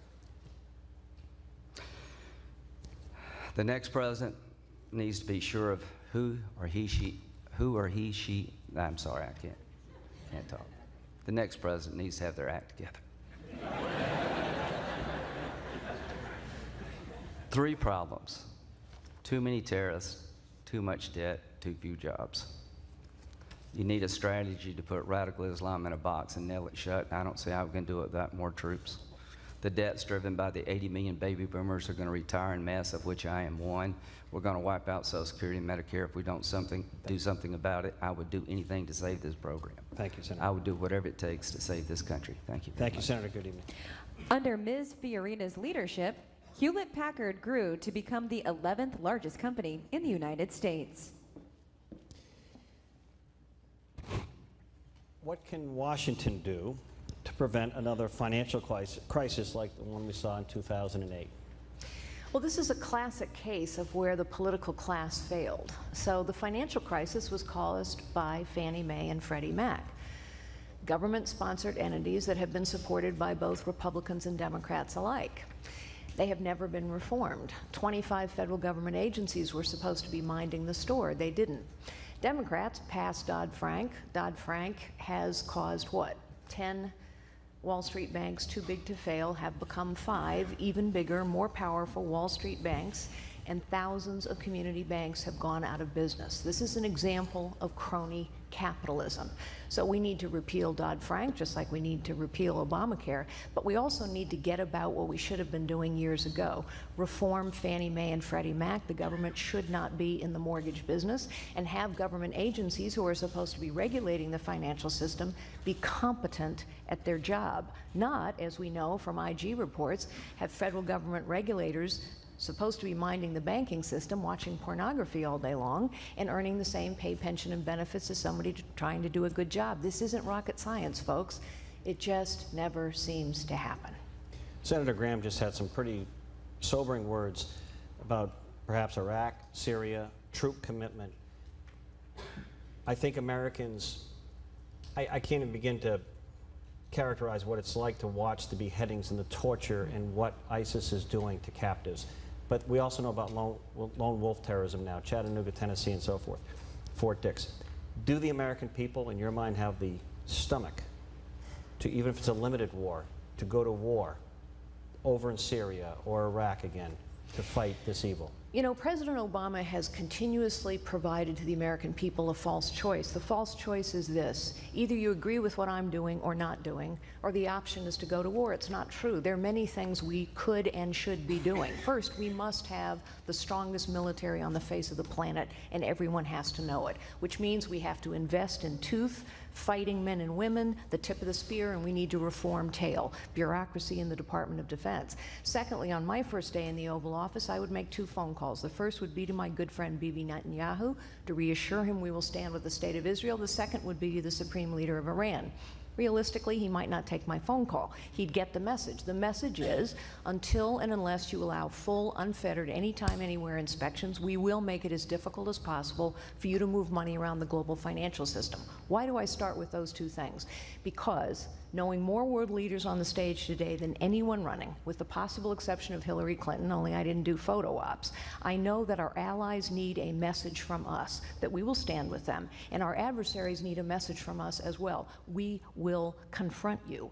In terms of ISIS, we have allies who know this is their fight. King Abdullah of Jordan, a good man I've known in many years. The Jordanians, the Saudis, I know the Saudi royal family. The Egyptians, the Kurds, the Kuwaitis, the Emiratis, the Bahrainis. All of these people know ISIS is their fight. But they've asked us for very specific things: bombs, materiel, sharing intelligence, weapons. So I'd hold a Camp David summit and ask them what they need from us. Yes, they may need more special forces, but we need to show leadership, resolve, support, or our allies will lose courage. You have 30 seconds.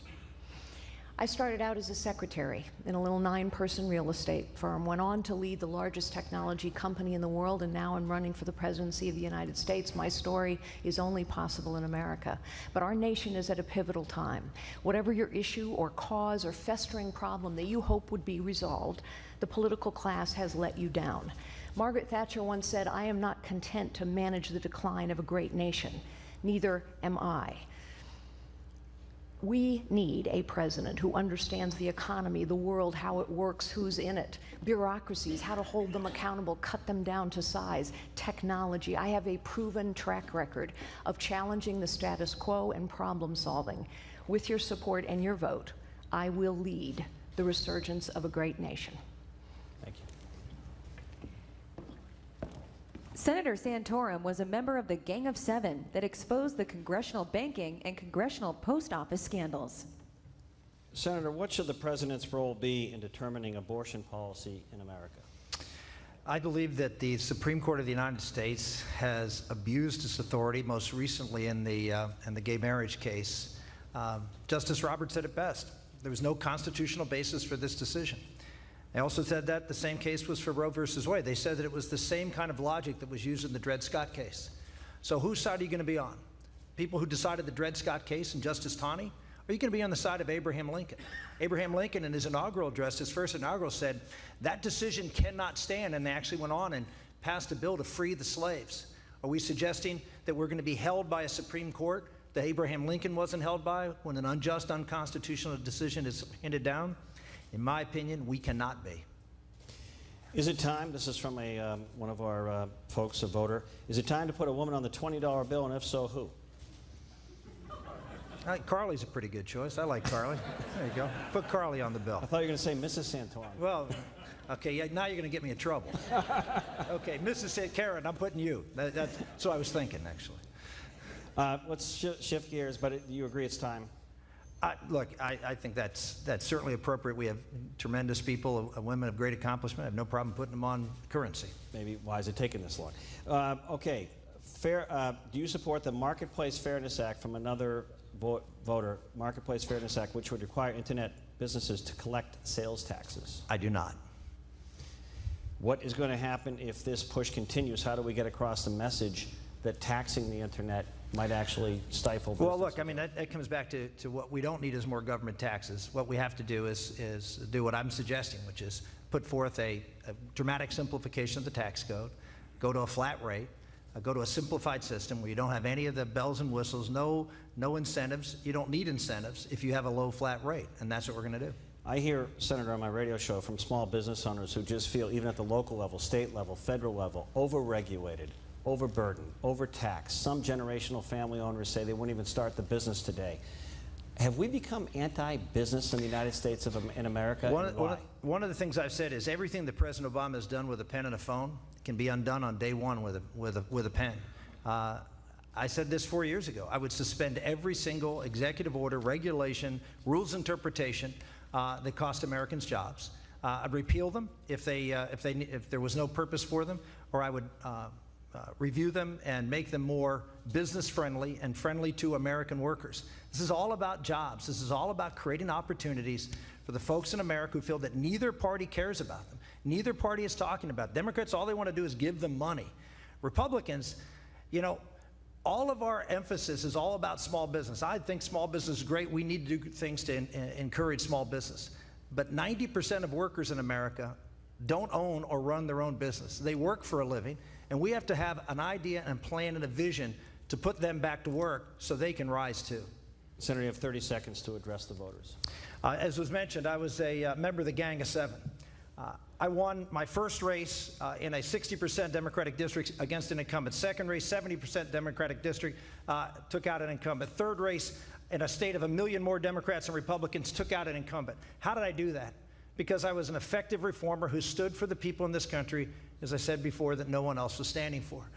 I'm the only person in this race who ran in a presidential year where the president on the ticket lost the state and I won. President Bush lost by 4, I won by 5. No one has done that. It's hard in a presidential election. In fact, none of these gentlemen, as accomplished as they are, have ever won in a presidential election year, particularly in a tide against you.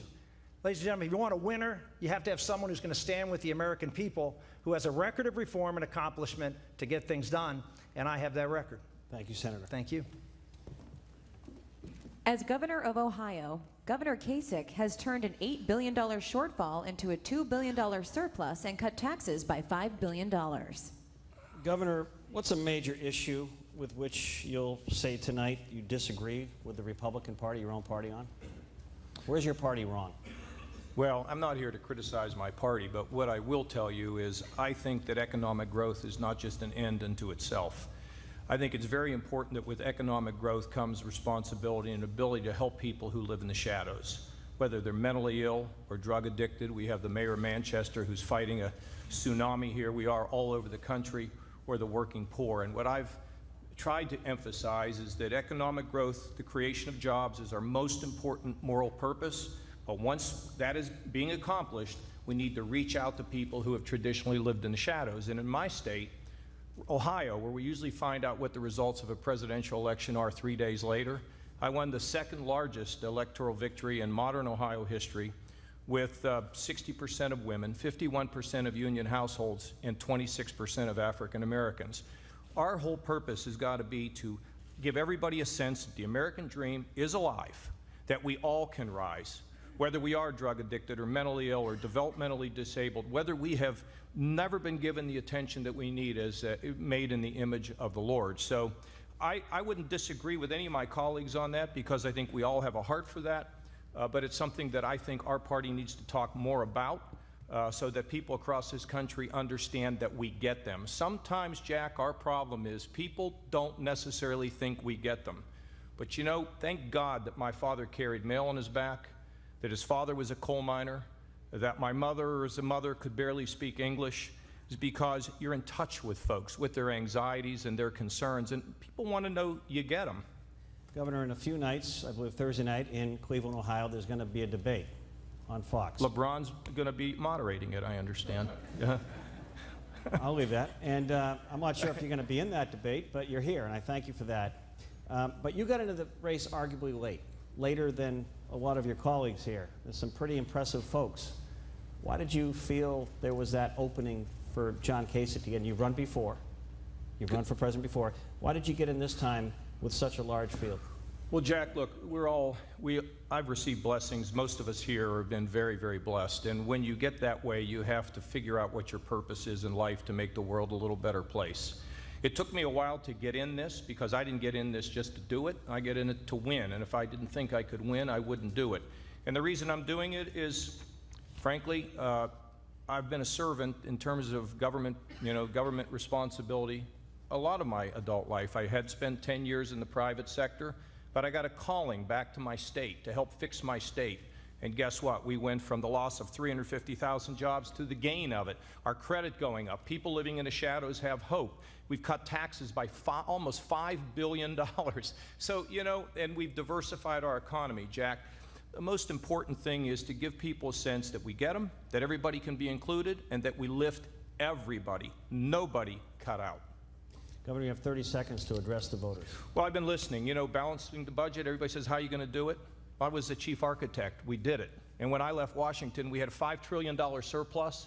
The economy was booming. We cut taxes on risk-taking and investments. Senator Domenici and I were partners in that endeavor. So it's not about what I think we can do. It's about what I've already done. I served on the Armed Services Committee and have great respect for, of course, Senator Graham. I was there when we changed the way the military operates, to get the services to work together, to reform the Pentagon. I have national security experiences. In Ohio, we went from $8 billion in the hole to $2 billion in the black, a growth of 350,000 jobs, and people in Ohio, hope has come back to the Buckeye State. Thanks, Jack. I love being here. We'll see you again very soon. Thank you, Governor. As governor, Governor Christie achieved passage of a 2% cap on property taxes and landmark public employee pension and health benefit reforms. Question I asked someone earlier, Governor, is a question about the president's now, maybe he regrets it. Imagine he does, calling ISIS a JV team, and now they're a bigger threat. Do you have a plan, if elected president, to take on that direct terrorist organization and defeat them, or is it a movement that we have to be realistic? Some people in a bad way, it's going to be here for longer than we may want. Well, I think the answer is yes to both. This is going to be a long battle. Whether you're talking about ISIS or Al-Qaeda or the other radical Islamic forces across the world. But the plan has to be very direct and very clear. We need to get our allies in the Middle East engaged in a major way, and we've heard that tonight from others as well, and I agree. The Jordanians, the Egyptians, the Saudis, the Emiratis, they want to be engaged. They believe this is an existential threat to them. And so we need to make sure that they're armed sufficiently. We need to make sure they're trained down to the battalion level. We need to be sharing human and electronic intelligence with them on a real-time basis, and we need to be providing them with the type of air cover and cooperation that makes their attempts to target these folks absolutely correct. You may get the Energy Award of campaigning in New Hampshire. I've heard a lot about your town hall events. I hear you stay late, you answer the questions. That's the whole point of participating. Yeah, I'm like the bad relative you invite for Thanksgiving, you know? No, that's fine. I come early and stay till they we want clear all the the dishes. candidates, want all the candidates in New Hampshire staying long and often. But some people observe this say that, you know, your best time to run may have come and gone. I'd like to know what makes a lot of you personally tick to make such a big decision with you and your family. Jack, you saying I'm washed up? No. Oh, God. No. But I mean, Good, if you're gonna open the door, yeah, well, I'll take it. You know, you've gone through some battles in New Jersey. I'm sure it's a family decision for all the candidates to run for president. I think it's an incredible undertaking. Why now? What was the decision in the Christie household? Listen, no one should run for president of the United States so they can look in the mirror and say they're ready. And when folks approached me 4 years ago, I was really honored, but I looked in the mirror and I said, I'm not ready. I'm not ready to be president of the United States. I've been governor for about 16 months in New Jersey. I was not ready. And so I looked this time, 4 years later, in the mirror, and everything that's happened to me in the last 4 years, both good and bad, have made me better, have made me better prepared. And so the decision is about whether in your heart and in your mind, you're ready to lead the greatest country in the world during some of the most difficult times we've ever faced. And if that answer is not unequivocally yes, then you have no business going in front of the American people and ask them for their vote. I'm ready. Well, ready for 30 seconds? Sure. I come from one of the bluest states in America. It's been 42 years since New Jersey's elected a Republican to the United States Senate. Longest streak of any state in the nation, yet in 2009, against an incumbent that spent me $33 million to $11 million. We beat John Corzine, took on an $11 billion budget deficit, balanced it, cut taxes $2.3 billion, and now, after 8 years of no private sector job growth in New Jersey before I became governor, 192,000 new private sector jobs. But most importantly, what the people of New Jersey know is that when I say I'm going to do something, I do it. And when I'm saying I'm not going to do it, I won't. We need that kind of clarity in the United States, again, and in the Oval Office. I ask for your vote. Thank you all very much. Thank you, Governor. As governor of New York, Governor Pataki led through the worst terrorist attack on American soil on September 11th, 2001. Governor, that introduction, or a second one, is actually where I was going to go. It seems like a lot of years ago in some respects, and I imagine for you and others it probably seems like yesterday. It seems like yesterday. How did that change your life? It changed my life completely. You know, on September 11th, I was the governor, and it wasn't an abstract thing to see and hear about radical Islam. I walked the streets of Lower Manhattan. I felt the flames. I could taste the dust and the ash in the air, and comforted families who had lost loved ones. And I vowed then that I would do, if I ever had the opportunity, everything I could to protect us from radical Islam and another terrorist attack. Sadly, we are not doing that today. ISIS poses a very clear threat to us, not just with a major attack, but what they're doing here, tweeting, recruiting jihadists. You know, we just had the tragic incident in Chattanooga, and the Obama administration says we're going to not have our Marines put on arms, they're going to take off their uniform. My view is very simple. We cannot bow down to radical Islam anywhere, certainly in the United States, and we should have our Marines not take off their uniforms, but put on their guns. We should be proud to be here. And we have to be proactive against ISIS in the Middle East. I went back and read the September 11th Commission report just a couple of months ago. And they had what we must do in the future to prevent another attack. And they actually had a section that said if, for example, Iraq becomes a failed state and radical Islam rises there, we have to use all of the might of America to destroy it.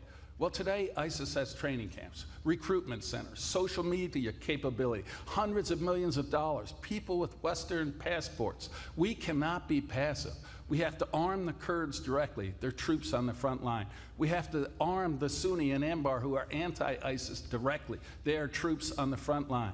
We have to, instead of telling Egypt, as Kerry did today, to get better at human rights, help their military fight ISIS in the Middle East. And by the way, Jack, we should go in and destroy those recruiting centers and training hubs before they have the chance to attack us here again. Real quickly, lightning question. Is there a limit to Second Amendment protections in your mind? I don't think we should change the Second Amendment at all. The problem has been mental health, and we have to do a lot more to enforce our mental health laws. Governor, 30 seconds to the voters.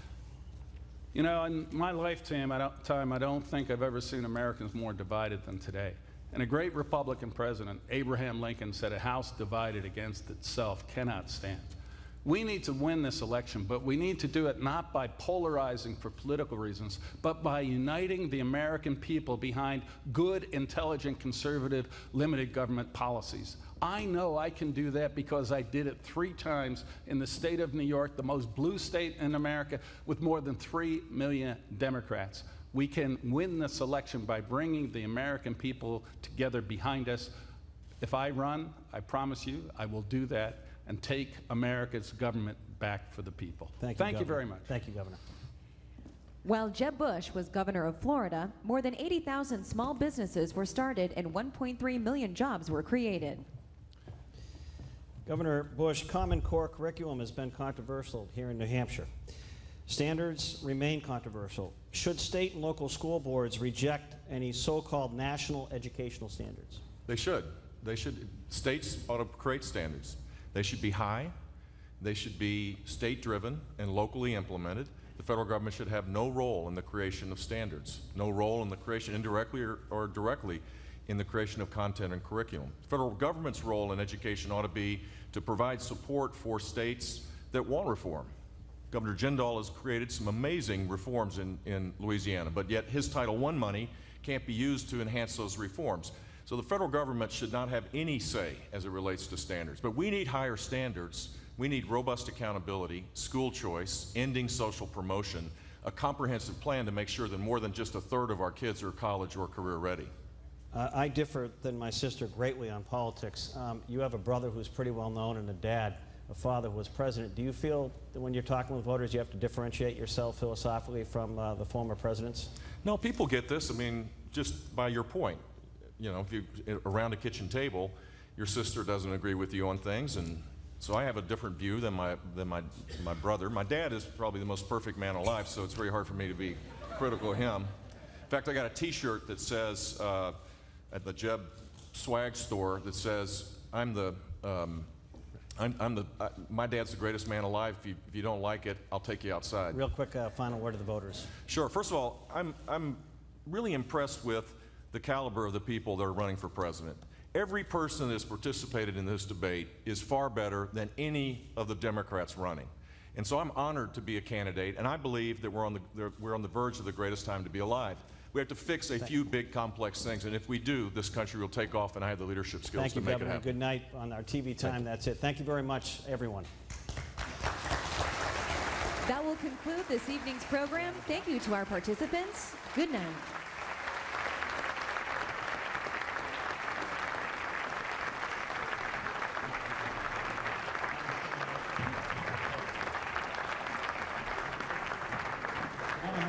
Candidates come up just for the audience here and say good night when you come on up, and thank you all. Let's thank our candidates and thank you all very much and the voters in New Hampshire.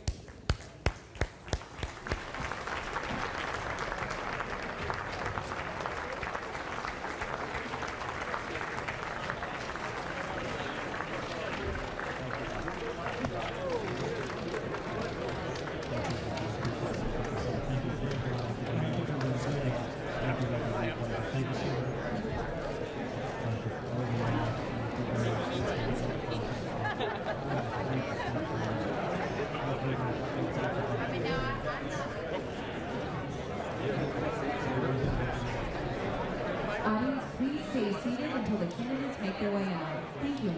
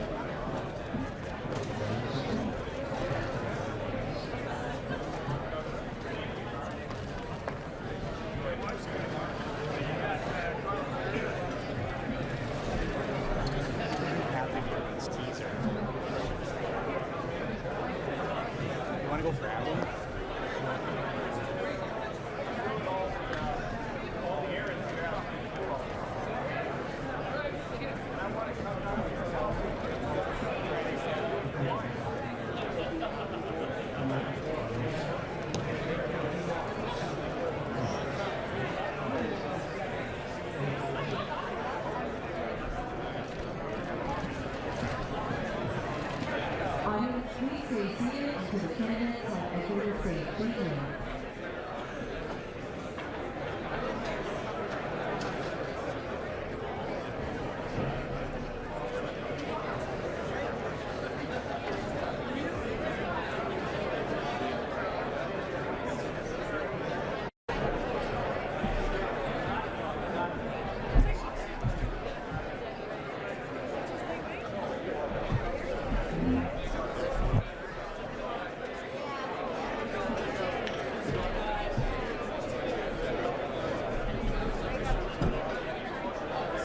Forward to the next round. Thank you.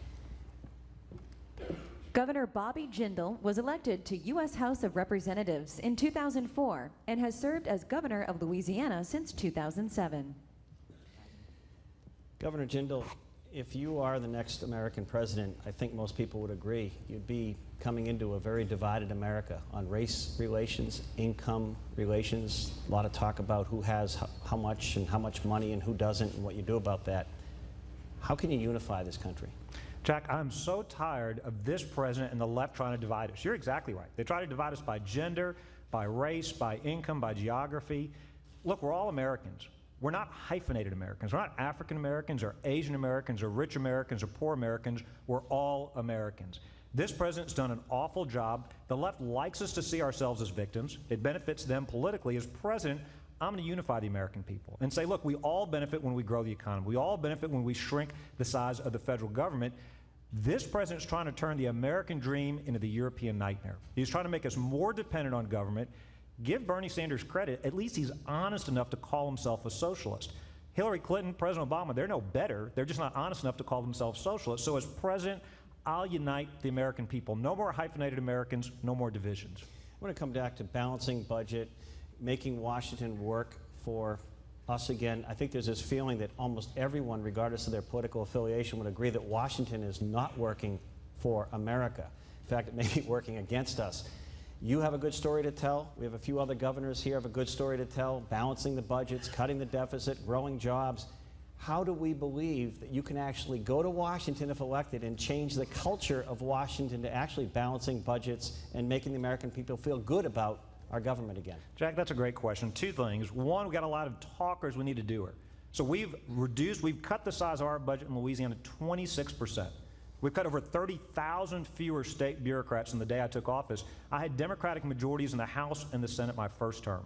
8 credit upgrades, top 10 state for private sector job creation. In D.C., even the Republicans talk about simply slowing the growth of federal spending. That's not enough. We've got a bunch of math deniers in D.C. in both parties. We do need to shrink the size of the federal government. This election is very simple. Do you measure prosperity in the government sector or the real world? Hillary Clinton measures it in the government sector. We measure it in the real world. Secondly, it is also important that we get rid of this permanent political class in D.C. We absolutely need term limits. We have these politicians that go and live there and it becomes a career. They become highly paid lobbyists. Not only do we need term limits, we need to stop them from being lobbyists, pay them a per diem. Jack, I'd pay them every day they stay outside of D.C. rather than every day they go to D.C. Make them live under the same rules they passed for the rest of us. They all loved Obamacare until their exemption was taken away. Then they didn't like it so much. New Hampshire recently, the governor and the adjutant general of the National Guard decided against arming recruiters and our National Guard or troops here domestically, as when they're abroad, as you know, they can carry a sidearm and protect themselves in an embassy or a center. Should we be arming troops here in New Hampshire and in your state of Louisiana and around the country at these bases and recruiting centers, given the lone wolf terror threat? Absolutely. I signed that executive order already in Louisiana, allowing our adjutant general to arm our National Guardsmen. Our commander-in-chief, our president, needs to do the same for our active military. We shouldn't have these gun-free zones. The president went to the Pentagon and said, we're not going to beat ISIS with guns. He said it's a generational conflict. We have to change their hearts and minds. Jack, I'm glad that that police officer in Texas had a gun in Garland, Texas. If General Patton Eisenhower had said World War II was going to be a propaganda war, the French would be speaking German. Absolutely, let's arm our military. Briefly, I'd like to take the president at his word with the Iranian deal, that it's the only way to stop Iran from getting a bomb. Do you agree or disagree, and what would your plan or deal with Iran be? absolutely disagree. This is a bad deal. He has declared war on trans fats and a ceasefire with the largest state-sanctioned sponsor of terrorism. Look, a good deal would say anytime, anywhere inspections, would say no centrifuges, no enriched uranium, would say they have to cut off ties to Hamas, Hezbollah, and terrorist groups. They have to recognize Israel's right to exist. They have to free those American prisoners. We will only, no plutonium pathway, we will only gradually lift sanctions, not immediately. Syria it loves it. Israel hates the deal. That tells you all you need to know when our friends hate it and our enemies love it. Thank you, Governor. Governor Scott Walker has served as the 45th governor of the state of Wisconsin since 2011. Governor, thanks for being with us. Is climate change related to human activity, and what steps, if any, should America be taking to address climate change? And I'd like you to comment to the President's proposal today, I believe, I went a little bit busy today, to cut carbon emissions 25%. Is that realistic? Well, first off, it's not the clean power plan, it's the costly power plan. It would be like a buzzsaw to the nation's economy. The states like mine and many of the other governors here would be devastated by that. You know, I'm an Eagle Scout. We were taught a long time ago, your campsite should be cleaner when you leave than when you find it. So I want to balance a sustainable environment with a sustainable economy. But the two have to go hand in hand. I want clean air, clean land, clean water. But I want an economy that my children and grandchildren someday can grow in as well. And so the two have to go hand in hand. This proposal today, like I said, is a buzzsaw to the nation's economy. And we need a leader in the White House who's going to actually recognize that balance. It wasn't long ago when Congress looked at cutting the budget. I think they balked, and sequestration came about. What, if you were elected president, how could you lead and work with Congress, both sides of the aisle, to really cut spending and try to be specific on some areas in that budget that you think could and need to be cut? Well, I'm all for a balanced budget. I inherited a $3.6 billion budget deficit. We fixed it. In fact, we fixed it and still reduced taxes by some $2 billion. We reduced them on individuals, cut rates, reduced one of the brackets, actually did it on job creators and farmers and manufacturers and others out there. And then we actually lowered property taxes. In fact, property taxes in my state are lower today than they were 4 years ago. So I know how to balance a budget, something I've done in the past. I think it's a combination of things. It can't just be through cuts and austerity. It's got to be through growth and reform. By growth, we laid out a multi-pronged plan to once and for all repeal Obamacare and put patients and families back in charge of their health care, to rein in the sort of things we just talked about, the out-of-control regulations from the federal government that are like a wet blanket on the nation's economy, to put in place an all-of-the-above energy policy that allows us to use the abundance of what God has given us here, to make sure that everyone gets the education and skills they need to succeed, and then to reform and lower the tax rates in this country. I think that'll help growth. And then on the other side, on specifics, on reductions, I think a big part of reform is taking major portions of the federal government, being it Medicaid, transportation, education, natural resources, and others, and take them from Washington, send them back to states. Governors of both parties are much better at being more effective, more efficient, and more accountable in managing those programs. Your path in Wisconsin as governor, you've survived a recall. You've got a good story like some of these other governors on balancing the budget. I think you have a surplus. How much now? We went from $3.6 billion in all. We started with $1 billion. We used it to cut taxes by about $500 million, and we got another budget that will end up over the next 2 periods with a cash balance again. In fact, our rainy day fund's 165 times bigger than we first took office. But in the process, you've nationally been known as someone who took on the unions. Are you anti-union or anti-worker? No, I'm pro-worker and pro-taxpayer. We gave workers the freedom to choose. We made Wisconsin a right-to-work state. We gave workers the freedom to choose whether they want to be in a labor union or not. Many chose to keep that money that they used to pay for union dues to pay for their kids' college education or other things on behalf of their family. We're pro-taxpayer. Before, all the power was concentrated in the hands of the elite union bosses. We instead redistributed that back to the hardworking taxpayers and the people they duly elect. So, for example, in our schools, we no longer have seniority or tenure. We can hire and fire based on merit. We can pay based on performance. That means we can put the best and the brightest in our classrooms. And 4 years later, graduation rates are up. Third grade reading scores are up. ACT scores are now second best in the country. If it can work in a blue state like Wisconsin, it wasn't too late for Wisconsin. It's not too late for America. Biggest challenge since you've been governor that you feel you were successful on? Well, without a doubt, taking on that initial challenge with the budget deficit and doing it in a way that really focused on reform and growth, not just on austerity. If I would just been about cuts across the board, I probably would have been recalled. But instead, I focused on reform and growth, and that made all the difference. Thank you, Governor. Thank you. Governor George Pataki